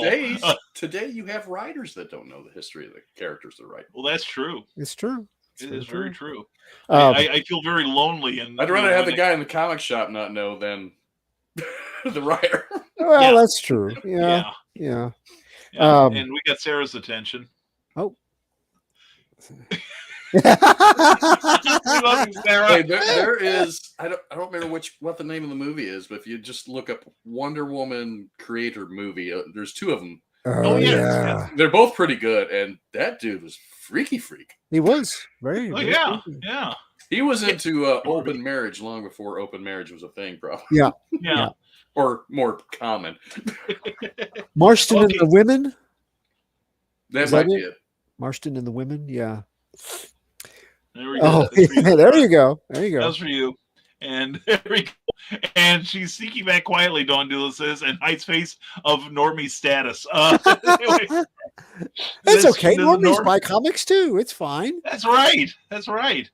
And here we go. Brian has another comment. What I would have loved to have seen play out differently goes beyond comics, but includes it. I wish movies wouldn't have become the goal of entertainment. Novels and comics shouldn't just be film fodder. That's been going on since the 80s, though. Really, Brian. Because I knew of some people when I lived in East Central Illinois that were starting a comic book company with the intention of getting it on the silver screen. And that worked out? I don't even remember their names. That's how it worked out. So, but from the era of Men in Black and Teenage Mutant Ninja Turtles, getting that kind of these small companies that got some film deals early on, The Crow. Yeah. You can understand where they began to have that. What once seemed a long shot suddenly was possible, and not for just the big two. Yeah. So. You can understand. Yeah, especially after Turtles and The Crow. Yeah. Well, there was even a Wildcats and Savage Dragon cartoons, along with the Marvel Hulk X-Men sort of thing. Yeah, Wildcats wasn't that good. The Gen 13 cartoon, I don't believe that one ever made it. There's a pilot, but I don't think it ever aired. I don't think. I think you're right. Wildcats was not bad. Savage Dragon. Yeah. Wildcats is X-Men. Come on. Yeah, pretty much. So if you like X-Men, just watch Wildcats. Cyber Force was X-Men. Yeah. But and probably we've seen the same thing in recent years when the streaming services are suddenly buying every IP they can lay their eyes on. Mm-hmm. And since then, what was it? I saw a statement from Warner Brothers. Pardon me, Warner Brothers.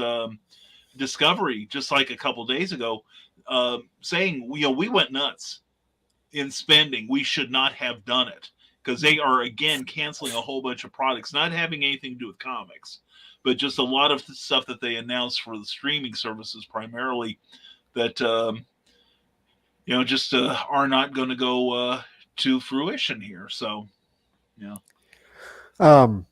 so actually I had a major change. Yes. That I would have done. But I had a secondary one that was a little bit lesser, has a different focus, but it also goes back to the whole image and the bottoming out of the market, the implosion because of the speculators. But the first one was my top change would be going back and hooking up Jerry Siegel and Joe Shuster with a lawyer. around 1937, 1938. Yes. A work contract for national periodicals, that's fine. $20 a story in art as a set rate, great. But nothing like the phrases that were in the 37 contract of work they produced during a 2-year period of employment was to be the sole and exclusive property of National Periodical Publications, which is hereby deemed the sole creator thereof. And then the 38 agreement, which was even worse, that's the infamous $130 payout, characterized as an employment agreement. The two creators acknowledged DC as the exclusive owner of existing strips and the Superman character worldwide. Because if they had not done that, if they had just done it as a page rate kind of a thing,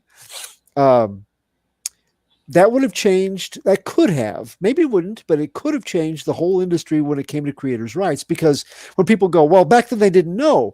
Au contraire, 1939, you can see the difference a decent attorney makes. Bob Kane, around 39, he shows up with the and he takes the DC contract for Batman after he has Bill Finger draw it, and he presents it as a possible fingers thing. Bill Finger, right? Yeah, pretty much. But he took it to relatives to look at. Yeah. One of them, I believe, an uncle was a lawyer, and his father was in the printing trade. Yeah, and they go, no. Let's revise this. So they went back on his behalf and modified the contract until it was a lifelong revenue stream for Kane from the company, and ensured Kane got sole credit for any Batman material produced, whether he wrote it or drew it or not. Yeah. Well, also around the same time, Jack Kirby left Timely, what became Marvel, after issue 10 of Captain America, because he found out that publisher Martin Goodman was doing some hinky accounting. Right. That it was like the Cap was selling over 1 million copies an issue, but he was taking all the losses from the entire line and putting it up against Cap. So it doesn't look profitable. In fact, that's how Jack Leibowitz got control of what became National Periodical Publications. There are a couple really good books about the chicanery that goes on behind the scenes. Right. People who do know the law versus people who don't. It just seems they like would have got lawyers. Schuster wouldn't have turned to doing Bondage Porn later. Yep. That's right. Yep. Yeah, mine's over there. Part of the thing is too that if they had two examples to follow like that, especially of a very popular character, how many times in the years that followed when Siegel and Schuster tried to sue, or their relatives tried to sue, those contracts came out of, look, they signed these willingly that said it's sole property. Right.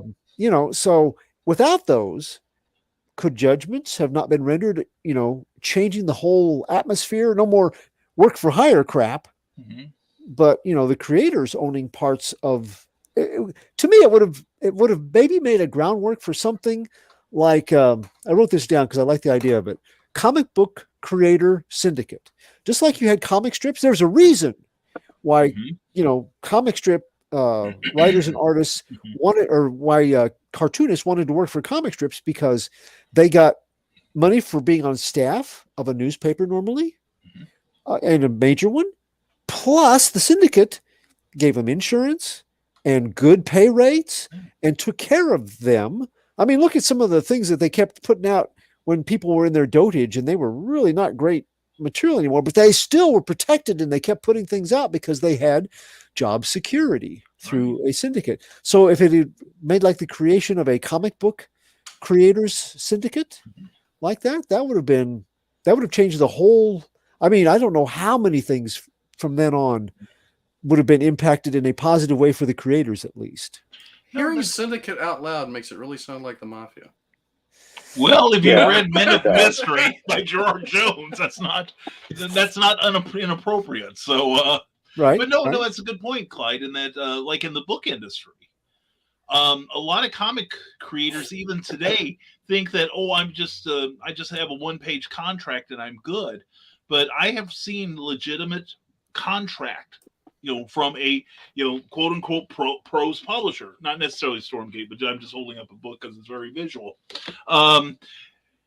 Those things are 15 to 20 pages thick. and they cover things like all kinds of rights. It's not just printing the book, but it is percentages based on ancillary sales like merchandising, TV, film, whatever. Also, that you're selling things like first North American reprint rights, first publication rights, first European translation rights.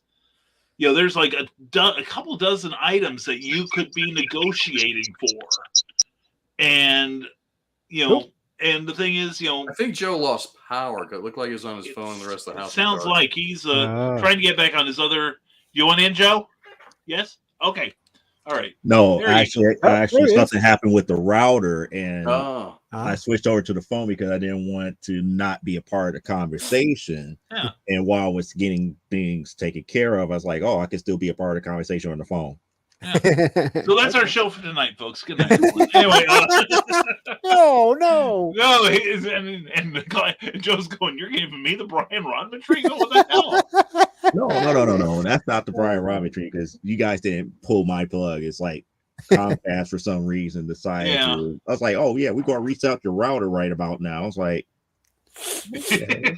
It's not like anybody's using the routers right now. It's only like 8:51 to the East Coast. And Brian Rodman says, "I don't think you can just look at the beginning of Image in that regard. You have to look at the ripple effects of what the publisher became." Yeah, it's true. Right. To a large degree, they became like DC and Marvel and Dark Horse.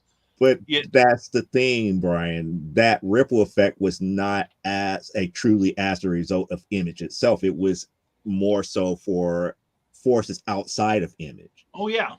Oh, definitely. All those creators that formed Image were creators at Marvel and DC first, who made a name for themselves. Exactly. Then Wizard latched onto them. Yeah. Then after Wizard latched onto and made them household names, then everybody else came on board. Right. That's true. Their mission when they formed Image did not come into fruition until the mid 2000s. So you have to think about it. In the 90s, when they first started up in the 90s, their success was really made more so for the art that they brought in.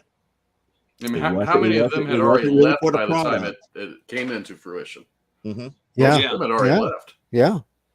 That's true. I mean, or they had their studios producing everything. That lack of storytelling that Joe was talking about. You know how many issues I bought of early Image comics? Maybe 2. Ooh, really? I mean, I did. Wow. I was buying up all the stuff I could get my hands on from DC's Vertigo titles. Oh, yeah. Because stories. And if I picked up one, and I was working in a comic shop, I could got them cheap. But I looked at the Image stuff going, that's really pretty. It'd be nice if it had words to go with it. Oh, well. Or a story to go with it. All written by Keanu Reeves. There we go.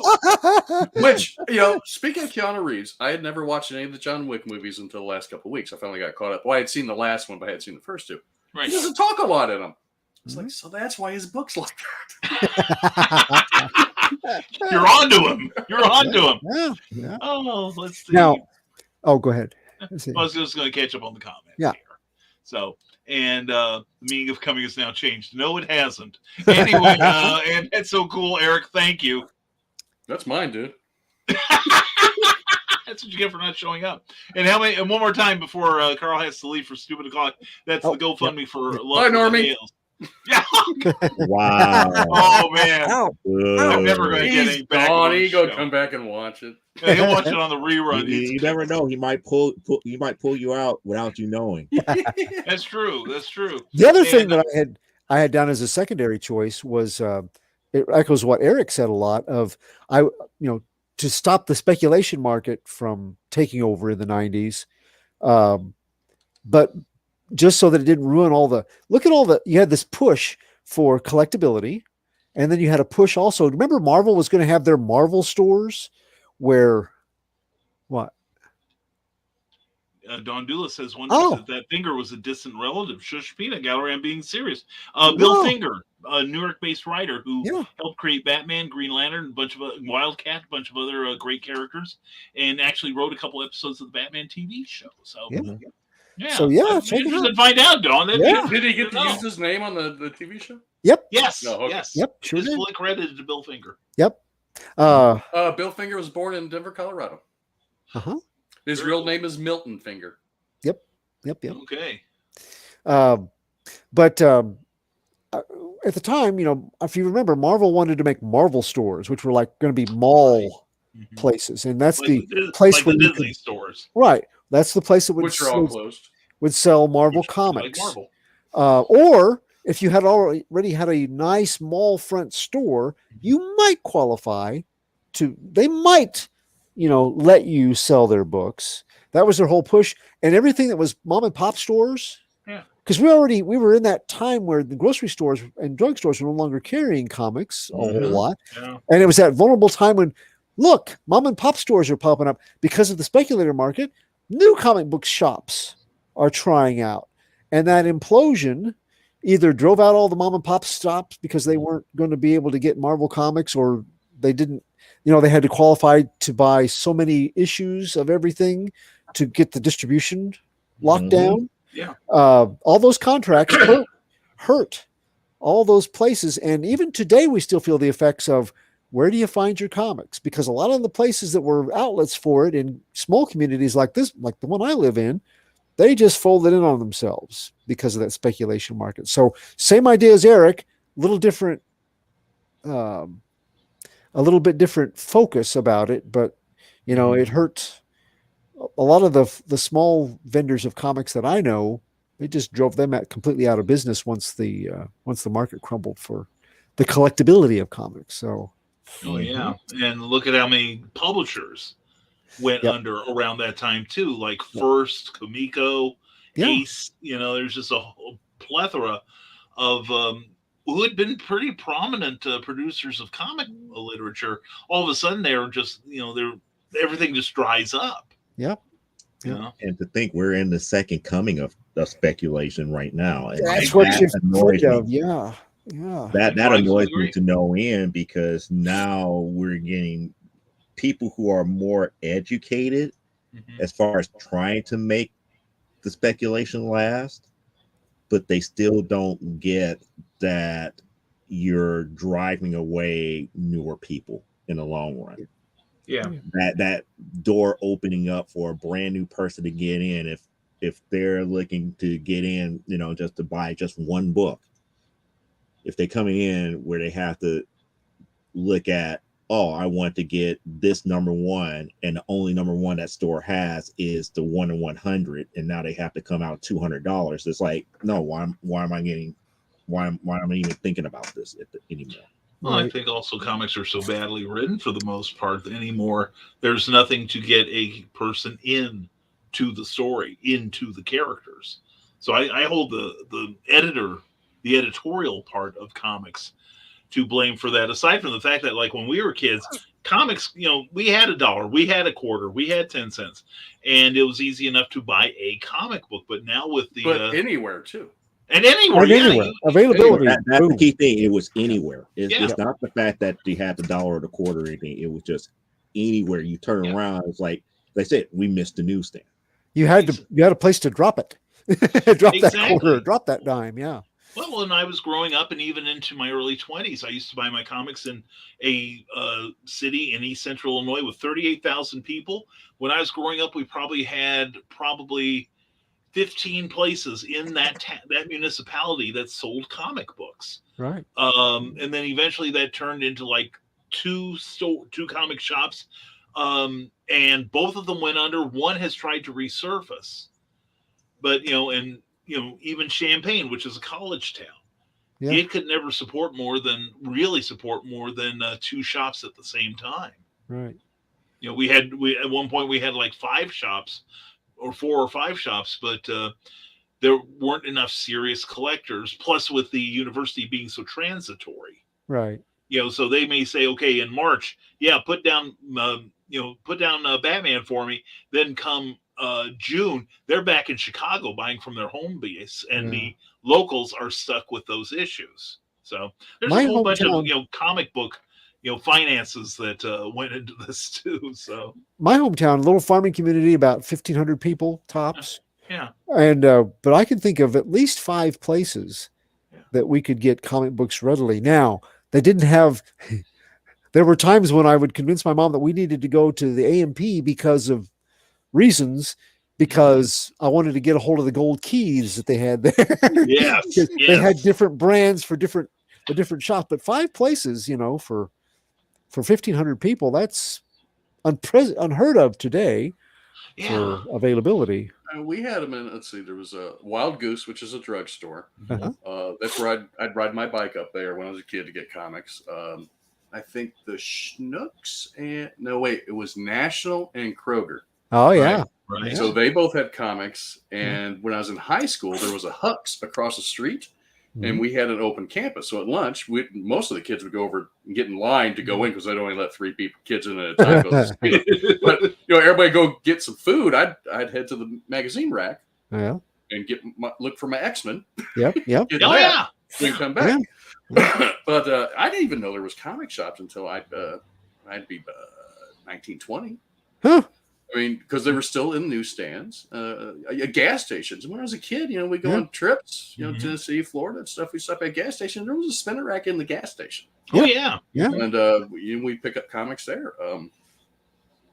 Or if you're grocery shopping with your mom, go over there by the comics. Go over there. Leave me alone while I go grocery shop. That's how I got it. Here's a quarter. Here's $1. Go get you a couple. Yeah. Yeah. But nowadays, I mean, $1's not going to get you a comic. No. And well, except that. $2. But I think it's really limited the growth of the comic book audience because sure, the kids today love the movies, but the movies don't advertise the comics. No, they don't. No. And that's the thing. Growing up, I grew up with the Adventures of Superman. Welcome back, Joe.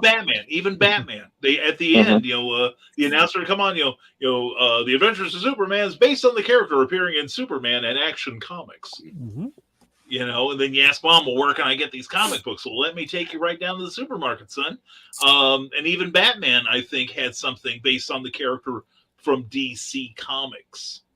Not only that, but you couldn't in the 60s into 1970, you couldn't go any place to that a DC comic without Batman being on the cover. It's kind of like today, except they weren't all his book. He was just on the cover. So that's true. That's true. And let's see, here we go. And Dawn said Finger is not a very common surname, but it was my grandma's maternal name. I'll have to see if I've been banned from Stupid O'Clock from last week's Antics. Yeah, I heard she misbehaved on there, which means I've got to go watch that thing. Yeah, and Sarah, this is a little bit confusing to me, but I love the color of the wall behind thee. Oh, thank you. It's Armory Gray. Yes. Yeah, and I know, Sarah, we're talking about a lot of stuff you may not, have known about, but that's why we do this, so you can learn. And yes, Midgard is the only comic shop in a 60-mile radius. Yes. I lucked out living less than 5 minutes away from it and work 5 minutes from a gaming shop. My pockets are doomed. Yes.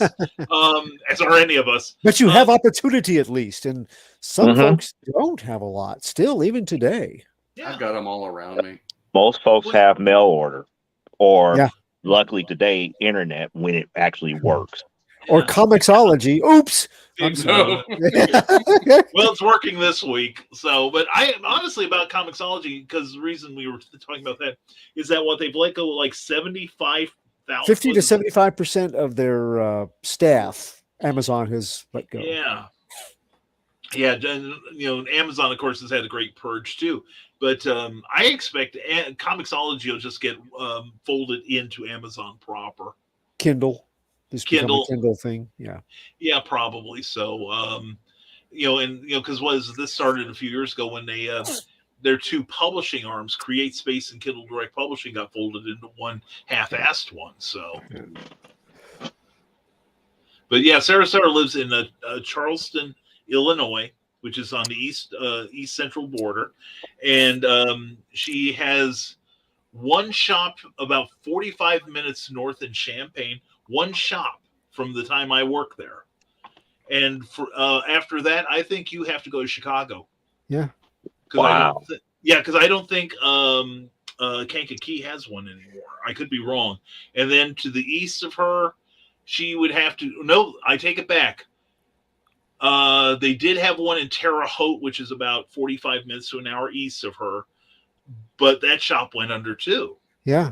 And to the south, probably you have to knock on your back door, Clyde. Yeah. See, I think that'd be closest. from the time of the speculation market collapse, where we lost our comic book shop here, it was 2020 before I could get a comic book without driving an hour, 45 minutes to an hour, one way to get it and come back, or get it through the mail. But I would save up and go, every couple of months, and made do because there was nothing closer. So no, I fully agree. And God, now I'm trying to think of to the west, aside from one in Sarah's town.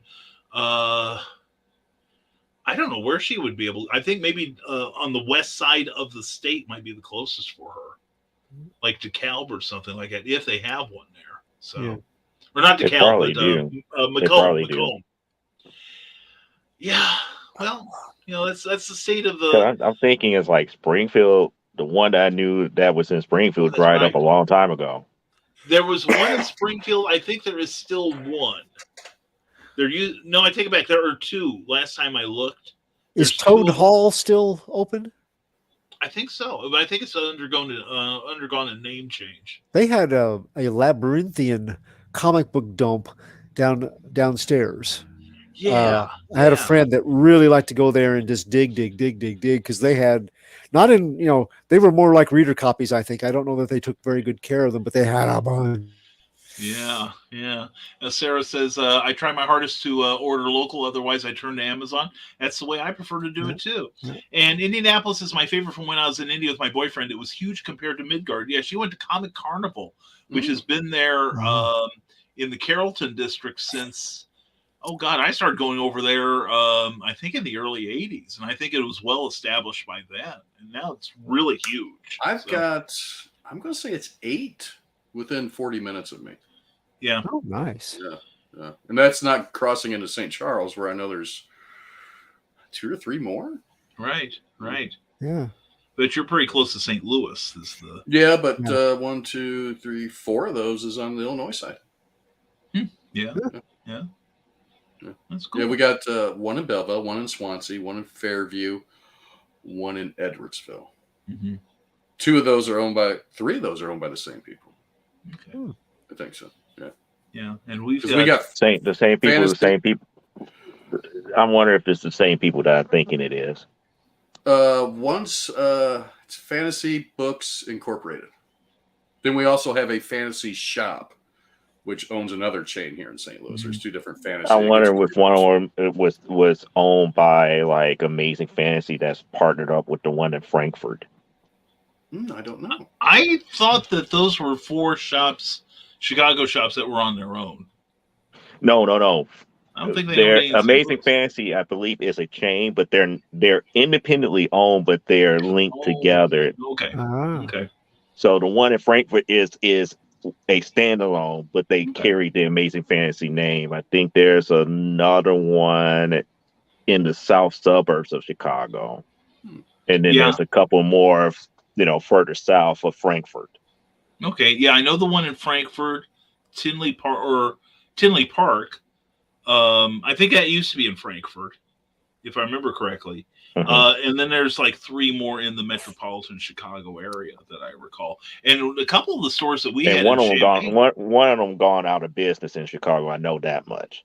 Yeah. Because I can't think of it. If the one in Calumet City, I think is gone. Okay, and I know there's one in Oak Park. I think it's Oak Park, or south of there. I think there's some small shops in the area. There's a lot of small shops in Indianapolis. We've got 3 here in Lafayette. Although one of them, the one in Campus Town, they about call it a year ago, they no longer carry new comics. They only carry trade paperbacks now. which I can understand. It's a pain in the butt to rack and everything, but it's the first time in years I've lived in a town that had more than 2 comic Well, I'll shops. tell you the fancy book shops here, not the fancy shops. Right. They don't have back issues. Mm-hmm. They only have current ones and maybe past few issues on another wall, but they don't have boxes of back issues. Yeah, that sounds like the one in Frankfurt. I see a lot of more shops doing that when I go in. They don't have back issues. They don't have the current stuff. Well, comics have been so expensive for the last few decades, actually, last couple of decades, that after you buy the stuff that you like to currently own, you don't have a whole lot of money left for back issues. Yeah. Also, most of them are linked into having gaming options and places for gaming. And comics take up a lot of space.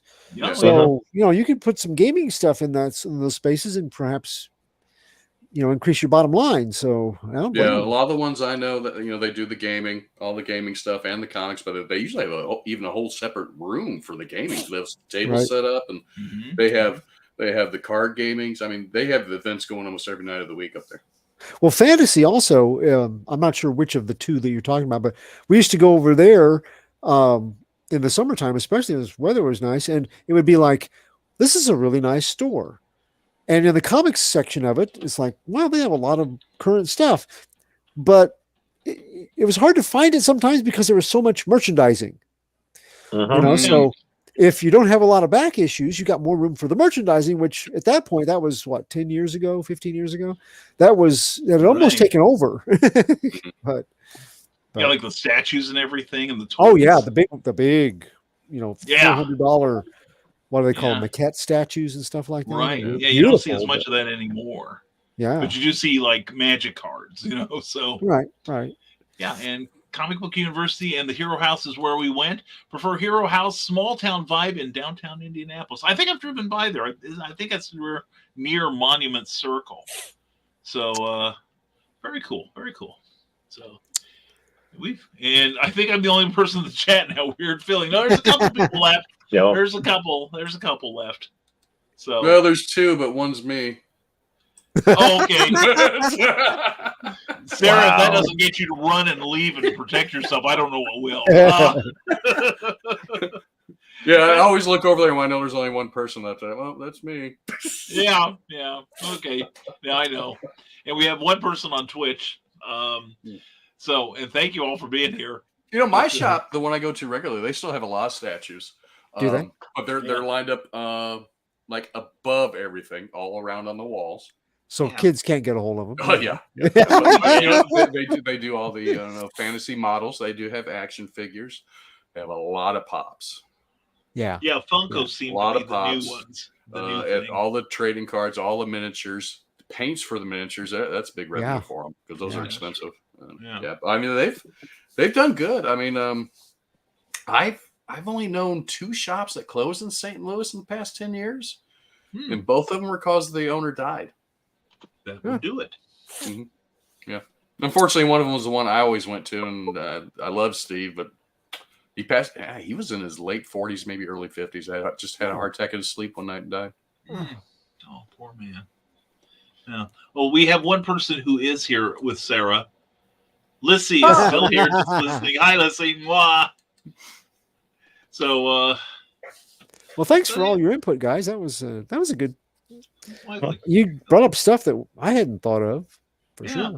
Yeah, and I had going back to real fast to the original take. I was thinking back in the early 70s when comics were 15 cents, and they had to make the jump to the next natural step, which of course was 20 cents. And both Marvel and DC went to 25, but with expanded content.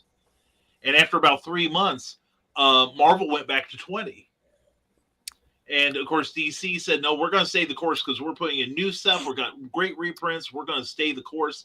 And Marvel said, yeah, but we've got 20 cents. For $1, a kid can buy 4 DCs, but they can buy 5 Marvels. Right. And that's when Marvel took over, being the #1 comic book in the industry.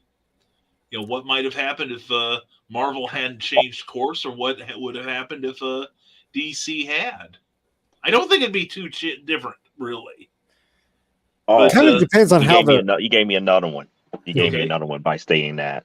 Yeah. The other thing that I would change in comic book history, I would have stopped DC from creating more of a direct market. That way we would have never had the monopoly of Diamond. Yeah, that's a good point. I would have point. broken up the monopoly, but unfortunately, and again, I was a retailer at the time. We were hemorrhaging distributors. Yeah.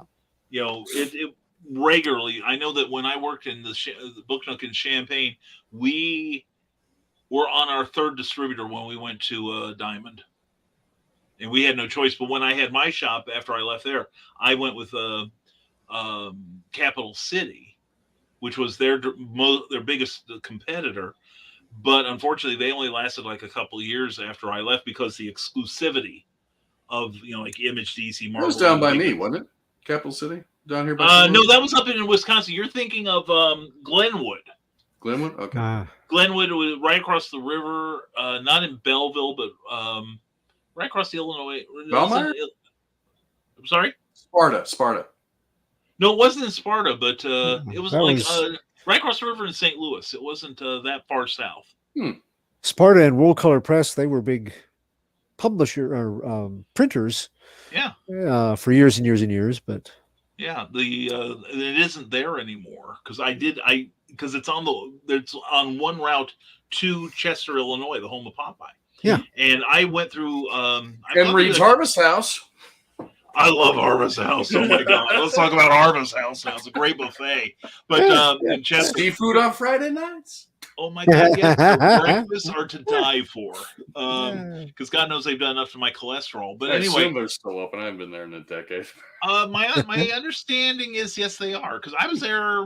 When was the last time I was there? I think it was like about 3 years ago. I was there. So, but they were still open. But yeah, let's talk about food instead of comics. That's just depressing. So, and Shambana is evil, declares Sarah. Yes, I understand that. It is.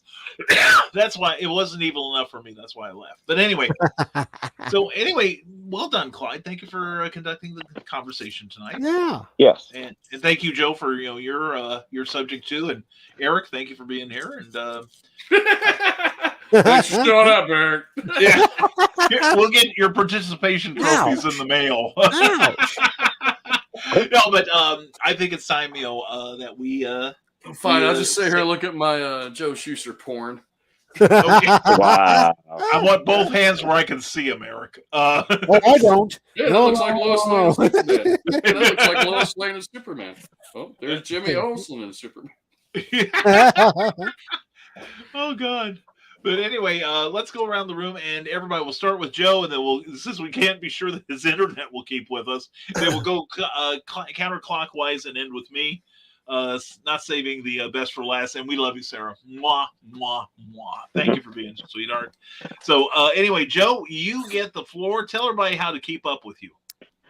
Because I'm on my phone, we don't have the normal link that's like right there up in the corner because we got just only my name, but you can keep up with me at Linktree at linktr.ee/Silvolt. That's SILV as in Victor, B as in Baker, OLT. Has all my links there. And this upcoming weekend, we should be doing more stuff within DAW Studio to get Primetime Saturday Night #4 up and going here. Finally got everything outlined where I don't feel as bad because I don't have a script. But at least now I know what's going into this issue. But I believe we're probably going to work on different pages this time. We're not going to keep on sequential order because we're getting towards the end of the very first match. And like I said, I'm not showing people how matches are ended. You're going to have to read the book when it's done. So yes, you must. Yep. So that's what's going to end up happening here, and pretty much that's how you get in contact with me. Now I have to get back over to figure out what's going on with this blinking router here. I just believe it's like somebody's trying to get in. It could be. Well, be safe there, sir. Yep. All right. Thank you, Joe. Thank you All so right. much.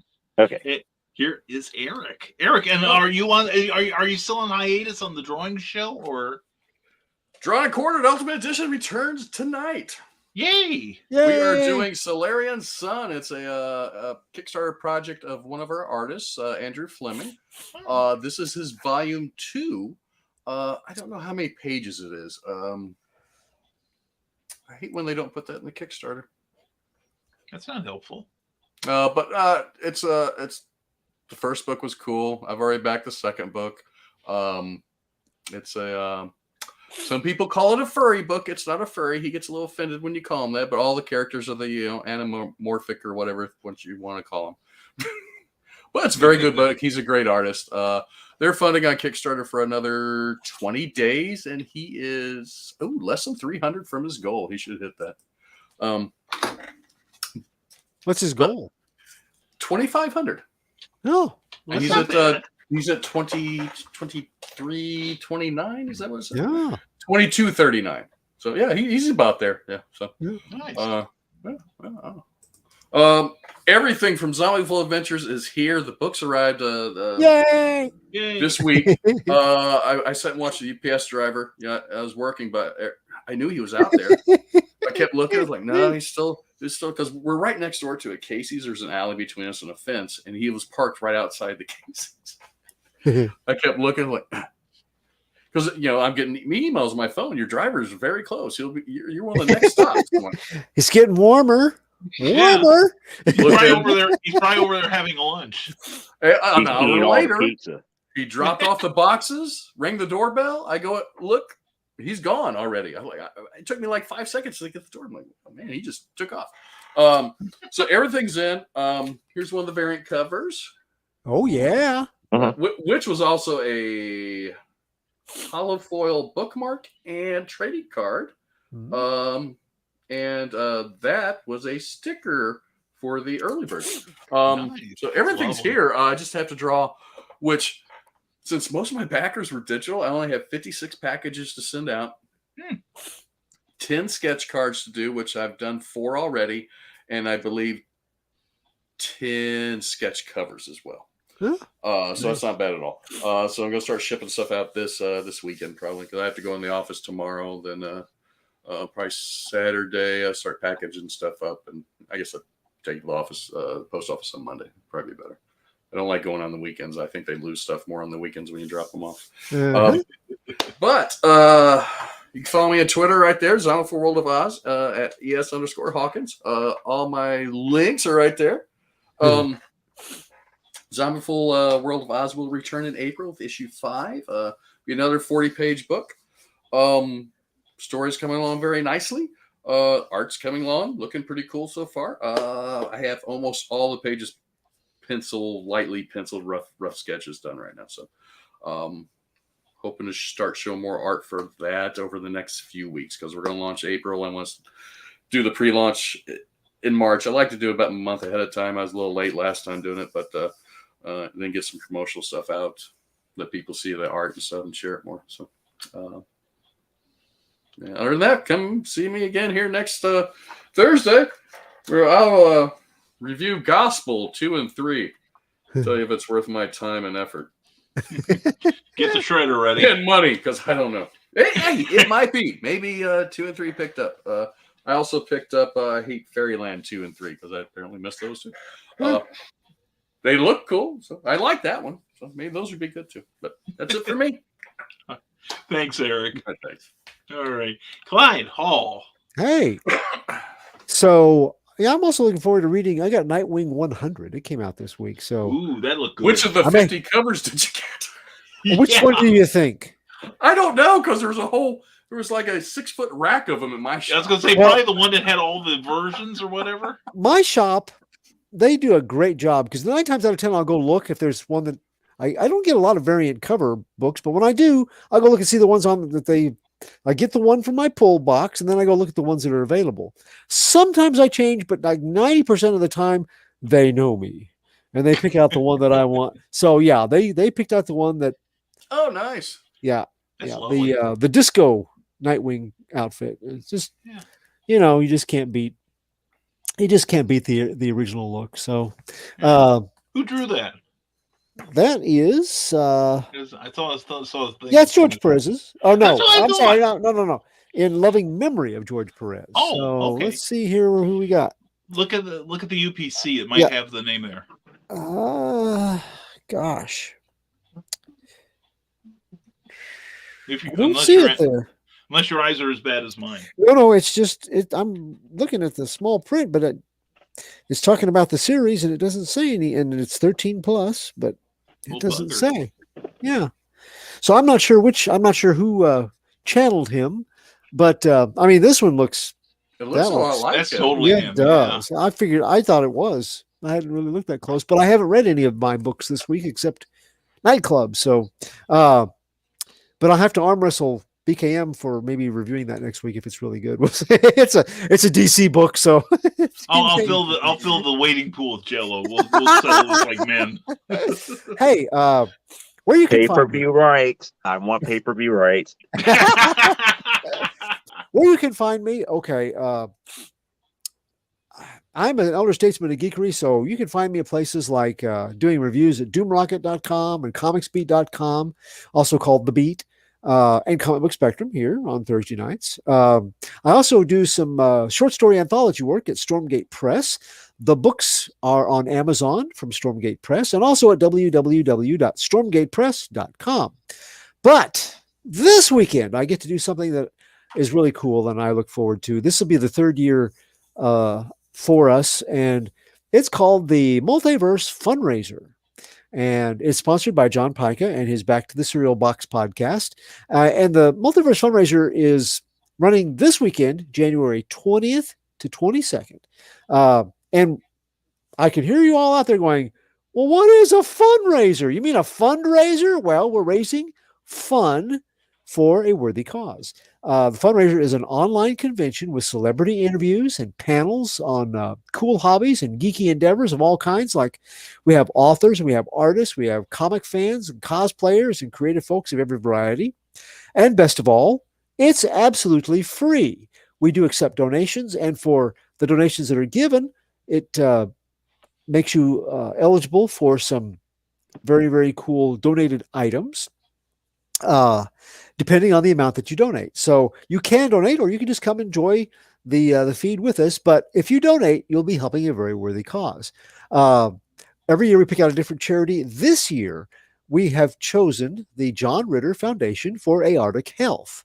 Donations and proceeds taken in this weekend go directly to the foundation, and they help educate the public about aortic dissection. And that is what caused John Ritter's death in 2003 at the age of 54. And aortic distension is a tear in the inner layer of the large blood vessel branching off the heart called the aorta. It's common in men mostly from their 60s to 70s and has many of the same symptoms of a heart attack. But the way you would treat a heart attack with blood thinners, it makes an aortic dissection lethal quickly. So having your doctor check for signs of aortic irregularities during checkups or on the first sign of a heart condition can actually save your life. And that's what we're trying to spread word about. Specifying tests done using a CT scan, an MRI, or a transphageal echocardiogram can diagnose the problem before it becomes life-threatening. So this weekend is fandom fun with volunteers and celebrity guests coming together for a good cause in honor of John Ritter, a beloved artist who left us all too soon. So like any good con, we'll have panel discussions on cosplay and writing and art and all kinds of pop culture topics. We have guests for Q&A sessions, including people like Joyce DeWitt and William Catt from The Greatest American Hero, Cress Williams of Black Lightning fame, Armin Shimmerman, also known as Quark on Deep Space Nine, Jason Bear, Guy Gilchrist, Victor Garber, and Beth Broderick, and others. I have the video for it. Yeah, oh, okay. Do you want to run it? Would you like me to run it? Well, let me tell you one thing first. Tomorrow night, 6 p.m. Central, I get to interview Guy Gilchrist, American writer and artist known for his Muppets newspaper comic strip from 1981 to 86, and the comic strip Nancy from 1995 to 2018. And He's also written 60 other children's books. And I got to tell you, he's a musician. If you haven't heard Jim Beam Me Up, Scotty, I'm not sure you could call yourself a true Trekker or Trekkie or either one. So, yeah, go ahead and roll that wonderful bean footage there, please. The Multiverse Fundraiser is a virtual fandom jamboree and a charity fundraiser all rolled into one package. We're not just raising funds for a good cause, we're raising fun. Our 2023 event will be supporting the John Ritter Foundation for Aortic Health, which exists to spread awareness of aortic health and prevent unnecessary suffering through genetic research, widespread education, and radical advocacy. Our fundraiser combines celebrity panels, fandom-based panels, indie creators, and all of the fun of a virtual con for free. There's a little something for everyone while we support a cause close to our heart. Join us on January 20th through 22nd, along with celebrity guests Amy Yazbek, Jason Bear, Chris Gaucher, Victor Garber, William Catt, Cress Williams, Beth Broderick, Armin Shimmerman, Guy Gilchrist, Carrie Schaefer, Brian Hull, Amy Carrero, Jennifer Cody, and Joyce DeWitt. Thank you, Brian. On Sunday, 11 o'clock in the morning, Central Time, I will be with Ryan Permisson, and we're going to be talking about obscure comic book characters in the B-List Comics Booster panel, which is one of my favorite things of every year that we've done this. So please check out our schedule and join us tomorrow evening, Saturday and Sunday for the 2023 Multiverse Fundraiser. All right. Thank you, Clyde. Thank you. All right. And I'm Brian K. Morris. Pardon me with a bad cough here. And anyway, we are with risingtide.pub here. Through there, you can get a link to our broadcasting, our monthly insider information email that you'll dig, and it's absolutely free. Please sign up for that. As well, and also our books, which can be found on Amazon. And right now, we're working on some new stuff for Rising Tide publications, in that we're going to be publishing some books, our first time in 3 years that we've done this. One will be The Terrors that you've all been hearing about for the last year. And one thing that we revealed this week, Cookie and I are putting together a 10th anniversary celebration of the novel Frankenstein, or excuse me, Sadistine. I'm sorry to mention these obscure ones. It's Sadistine, the big one. Anyway, the thing is, it's going to include some goodies, including the original 10-minute stage play that inspired the novel. And it's also going to be in hardcover, so it's going to be a really cool package. I think you'll all enjoy it. That'll be out in the first quarter of the year. Plus, like I said, we've got some other stuff coming out from Stormgate Press. This has just come out, The Lost Adventures of Captain Hawkland. Yay! Yay! These are pastiches done by myself and Clyde Hall, Bobby Nash, Charles F. Millhouse, who created the character, and Marlon Williams. So I just got it today. I bet Clyde's going to get his tomorrow. And it's a really, really, really good book. The stories in there are top-notch, and it's available right now on Amazon. One of my other obsessions right now is working the GoFundMe.com desk for Amy Hale. Love for the Hales. John and Amy Hale, who are very prominent in our creative community, live in Southern Illinois. And they have been hit with a plethora of medical bills because of COVID and other ongoing problems with both John and Amy. And we in the Rising Tide community have decided to help.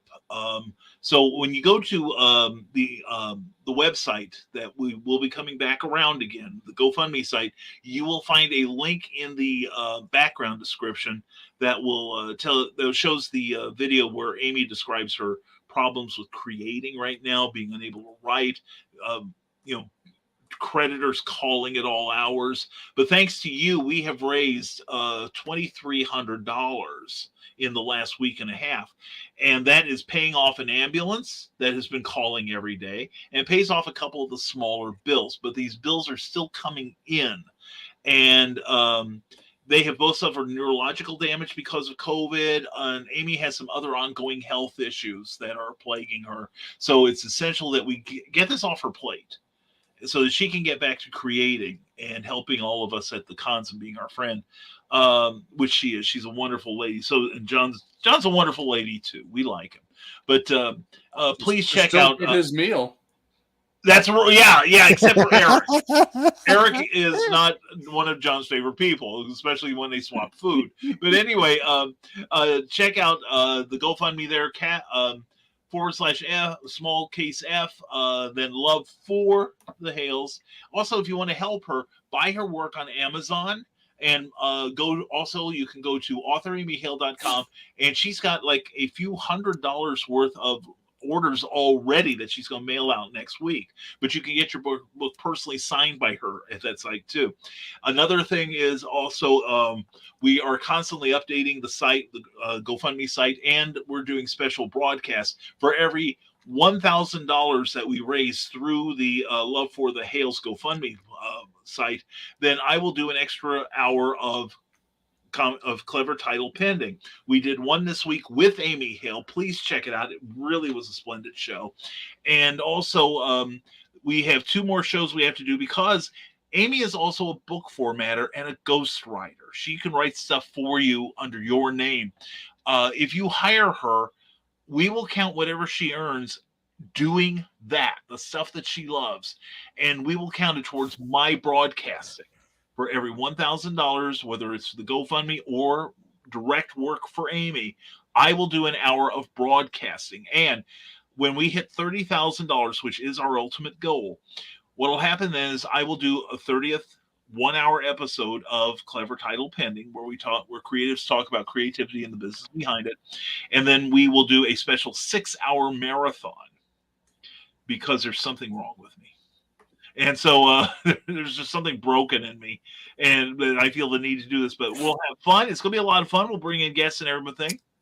So please contact Amy Hale directly if you want to hire her for anything, and also check out the GoFundMe.com /f/ /love for the Hales. And also Michaela Jade, author Michaela Jade is doing something. If you order her books from Amazon or anywhere else, or from authormichaelajade.com, or if you see her at her personal appearance this coming Saturday in Peoria Heights, everything she makes from her book, she will donate to Amy and John. So support a really terrific person, really terrific author in Michaela Jade, and also support Amy Hale because she's a foundation of this community, and we want to see her get back on her feet again. Hey, Brian? Yes, sir. Don't forget to mention on almost all your special broadcasts, or at least one of them, and our show last week, if people have been donating, there's been special offers during those shows for people. Mm-hmm. So they should tune in definitely to see if they get a special offer, get some free swag from some people. Good point. I'm doing a flash fiction deal because of a listener last week said, "Hey, I need one of those for my grandchild." That's true, and thank you. Thank you, Clyde. Thank you, Eric. Eric is doing a sketch for some people that he showed earlier, and Joe D. McFee was offering slabbed copies of Amazonia #1. Yeah. Which is, Trey cool. So, and also Michaela Jade was offering free books from Linda Cox and also Susan Tisdale, who is a super, super lady, super good romance author. So yeah, tune into these shows because you never know. Carl was offering something this morning too. Yeah, that's right. Carl was offering copies of his Mad Gasser Cheerleader for every $25 during the show. The true story of Carl. That's true. No. Don't start that. Him dressing up in women's clothes. It's no secret. It's an open secret. But no. But thank you to the people that have already donated because they hired us or hired Amy or any of the other folks that they have donated because of offers made. So thank you guys for donating so much. Yeah, because it isn't about us. It is about you, and it's about John and Amy. And we do sincerely appreciate any and all of the support that you have given to them. And we are swinging for the fences. We are going to go for that 30,000. We are not going to stop until we get it, or kicks, or GoFundMe tells us cut it out. But anyway, if you want to keep up with other things I do, again, risingtide.pub. Also, check out my Patreon page at www.patreon.com/Brian K. Morris and find out what we offer you in exchange for your monthly financial support. We have blogs, exclusive blogs. We have previews of Volcana 2, my newest novel, and all kinds of information that you're not going to get anywhere else. So please sign up for that. Just $1 a month will get you something really cool. $5 will get you even more. So please check that out, and I think you'll find that interesting. Also, we are brought to you by Rising Tide Publications. You've heard what we were working on right now, the Terrors and the Sandestein 10th Anniversary Celebration. And we are also brought to you by the one, the only Jeffrey Hayes and Plasmafire Graphics. Plasmafire Graphics, when the look of your book matters to you.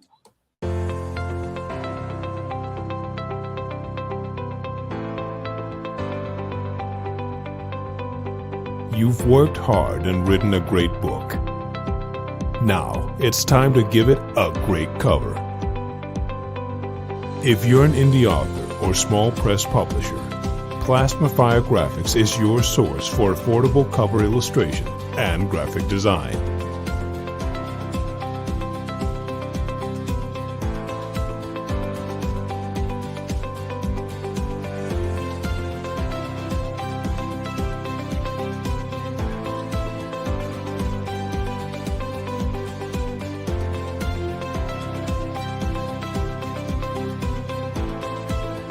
Plasmafire Graphics, when the look of your book matters to you.